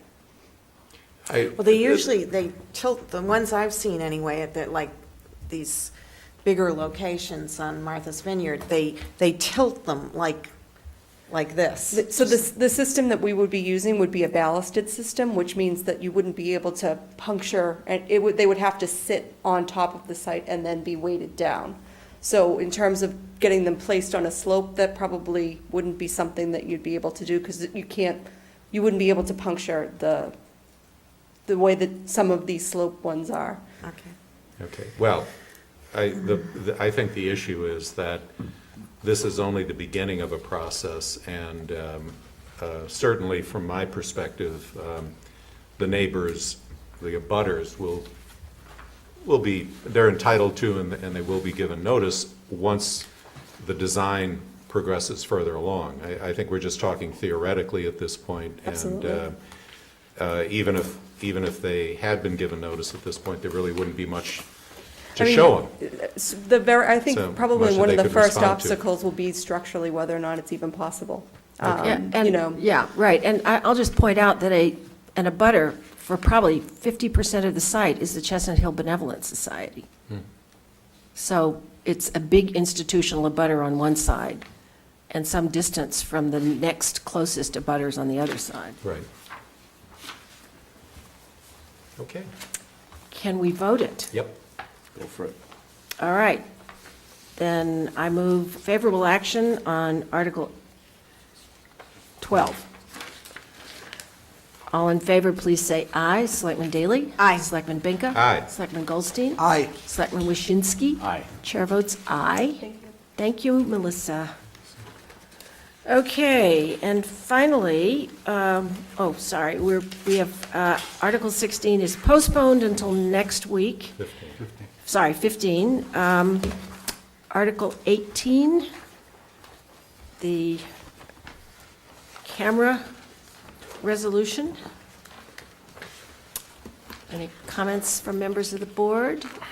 I support no action. In fact, I move no action. Okay, on we the have a motion article. for no action. Are there any comments from members? My comment is, I think that the cameras have proven their utility, and perhaps even more importantly, have proven that they have not been subject of abuse or improper use, and I want to say equally important, but you know, we live in a dangerous age, and we live in an age where the risk-benefit analysis for these cameras makes sense, perfect sense to me. Other comments from members? Yeah, I got way more comments from members of the public, and including chats I had with people over at the senior center in favor of keeping the cameras than of getting rid of them. So I will support Selectman Goldstein's motion. And I'm just going to make an observation that although Ms. Crockford from the ACLU came to speak in favor of this resolution, in fact, she has also publicly praised Brookline for the controls that we've put on our cameras, up to and including continuing to only hold the data for 14 days, correct, Chief? Yes. Okay. And 14 days. Right. And she praised Cambridge for doing recently what we did 5 years ago. Yeah, In right. asserting civilian control Right. over the cameras. Right. So we have a motion for no action on Article 18. Are we ready to take a vote? All in favor of no action? Selectman Daley? Aye. Selectman Binka? Aye. Selectman Goldstein? Aye. Selectman Waschinsky? Aye. Chair votes aye. Okay, no action on Article 18. Thank you very much. Thank you. Sorry to keep you so late, Chief. Sometimes the worth the wait. I'm glad to hear you say that.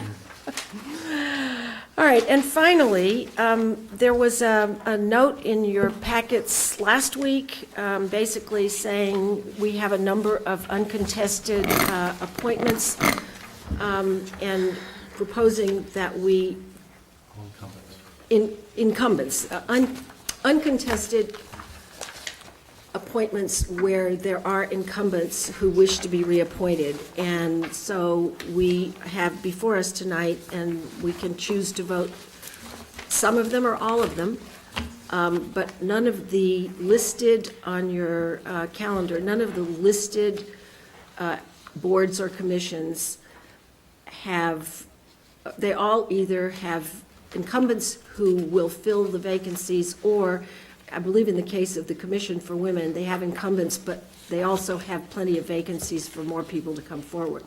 I think that's the only one that has existing vacancies. If we were to reappoint the incumbents, we would fill the available slots everywhere except for the Commission for Women. So does anybody have any comments about this proposal? Essentially, the proposal is that we not drag incumbents in where there is nobody There's trying no to contest. displace them. Right. And, I mean, I'm looking at the Board of Assessors as the top page in the packet, and that asks us to reappoint Gary McCabe as an assessor. And, you know, clearly, we've seen Mr. McCabe's performance. We know how the Board of Assessors has been performing.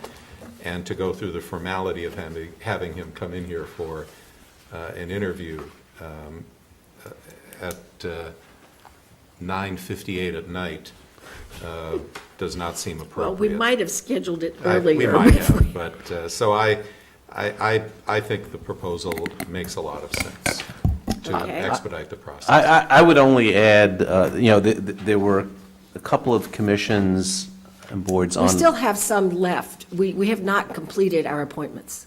No, I understand. A number, quite a number. It perhaps should be a little more discretionary than the policy was stated. So, for example, you know, the Transportation Board, even though the reappointment may not be contested. We may want to ask some questions of the person. Yeah, I have to admit, I If was, you want to hold any one of these to invite people in, that's fine. No, The there idea were- was, to the extent that we could do this and complete some of the appointments that need to be made, would be a desirable I have thing. no problem with any of the appointments for tonight. Yeah. yeah, I have to confess, it was me, when I was chairman, who kind of instituted the policy of having people come in, even if they were incumbents. Before that, they hadn't come in. And I found it a good way to kind of touch base with different committees and find out what they've been up to, which new candidates can't tell you, really, what the committee's been up to and everything. Yep. So I kind of like it, but I'm certainly like Gary McCabe on the Board of Assessors. I do have some questions, I think, for the Transportation Board. Okay, so you want to hold You that? want to one? hold that one, Yeah. fine. So going forward, how do we implement this process? Do you? Well, how about this? This was a trial to see how we feel about it. We could, in fact, draft a policy and approve it. This is literally an opportunity for us to have that conversation without any, there's nothing that compels us to do it, and as Selectman Daley points out, there's no reason we have to interview. It's a practice that was instituted that may be desirable for some and not all. I don't know. I just know that we are way behind. I'm wondering if in our packet, you might just, the town administrator might just send out a list of the committees that are up for appointment, and if any selectman says, I'd like to bring those people in, the selectman's that. office can bring them in. I don't have the list with me, but I'll tell you right now that on the opposite of this condition, where we have incumbents and no applicants, we have at least 7 where there are vacancies and have no applicants. All right, so that's the opposite of this this group. Okay. I'd like to see that list, too. Yep. By all means. We can put together an information packet on appointments. But putting aside the Transportation Board, Yeah, we can hold that. which there's been some interest in, Mhm. I would certainly feel comfortable going ahead with the others if my fellow selectmen are. Yeah, I'm okay with the going ahead. Support it as well. All right. Well, I am not in any way opposed to having incumbents and all applicants come in for interviews, if that's how we want to go. This was really just kind of to help us get through, right, an agenda. And I'm very pleased to share the list of boards and commissions with no applicants, because that's where I really think we need to give some thought, so. You know, there was some discussion about the Board of Selectmen meeting maybe once a year. Yes. With the various boards and commissions, just touching base somehow. Do you know how many there are? I know.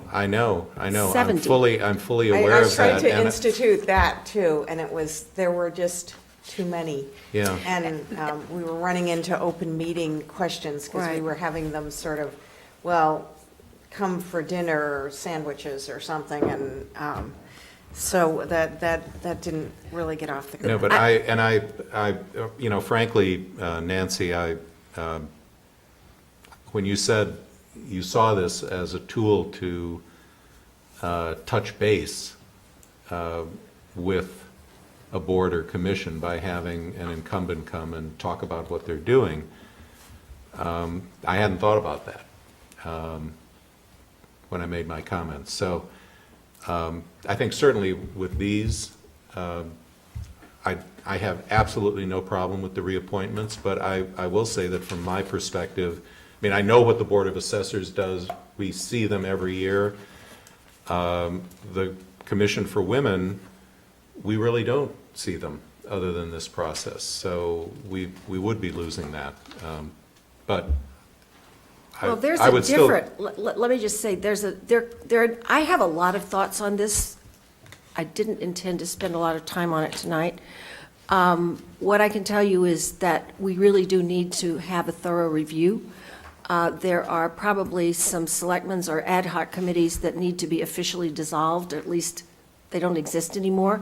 The moderator's parking committee is still listed on the town website, for example, as is the B-Space committee.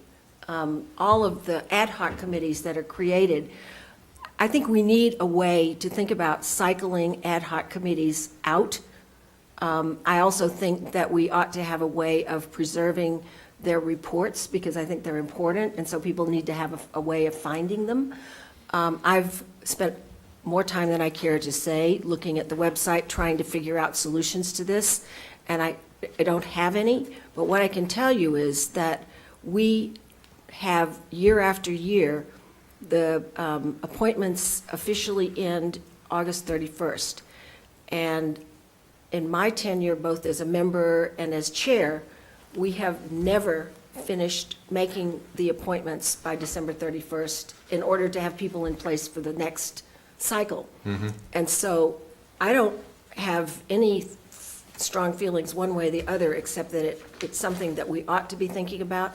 I would love to be able to meet on an annual basis with, and maybe we could select, rotating some, number per year. Even have a little reception for a Or- number of them at Right. once. so But you have to be careful about the open meeting law if you choose to do that. And that, as Selectman Daley will tell you, pretty much is a damper on a give and take sort of conversation informally, so. You're right.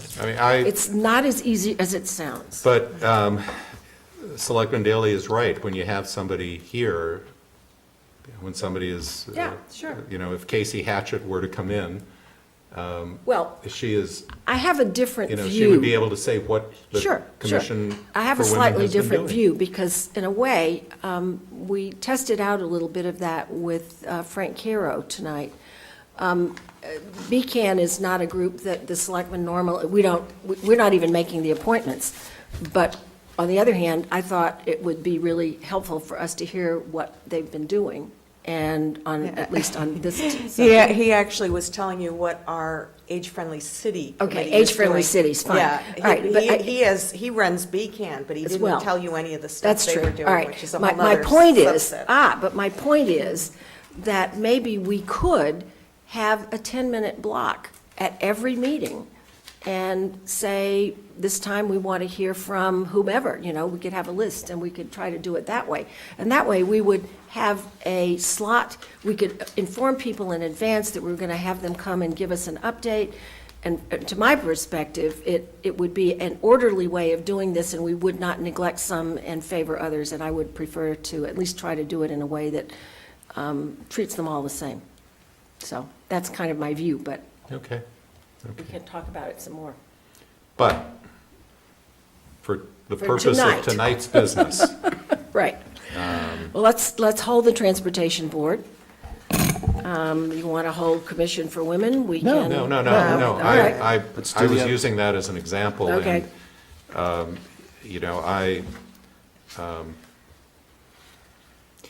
it would be informational for our purpose, and I think for purposes of the public. Right. And maybe the answer is that the way to do it is not by having people come in and be interviewed, but Right. rather just having a quick presentation. Well, that's my point. If So, we, yeah. if we scheduled a 10-minute slot and had a report, and then we just sort of go through the list, we'd eventually hear from everybody, and it would be a programmable thing that we could accomplish in an orderly way, which has some appeal to I me. think we'll just have to stress that 10-minute part Right. of it. Yeah, To well, we'll people. tell them 5, how's that? And do it toward the beginning of the meeting. Earlier when in the we're all meeting. fresh. Yes, yes, of course, absolutely.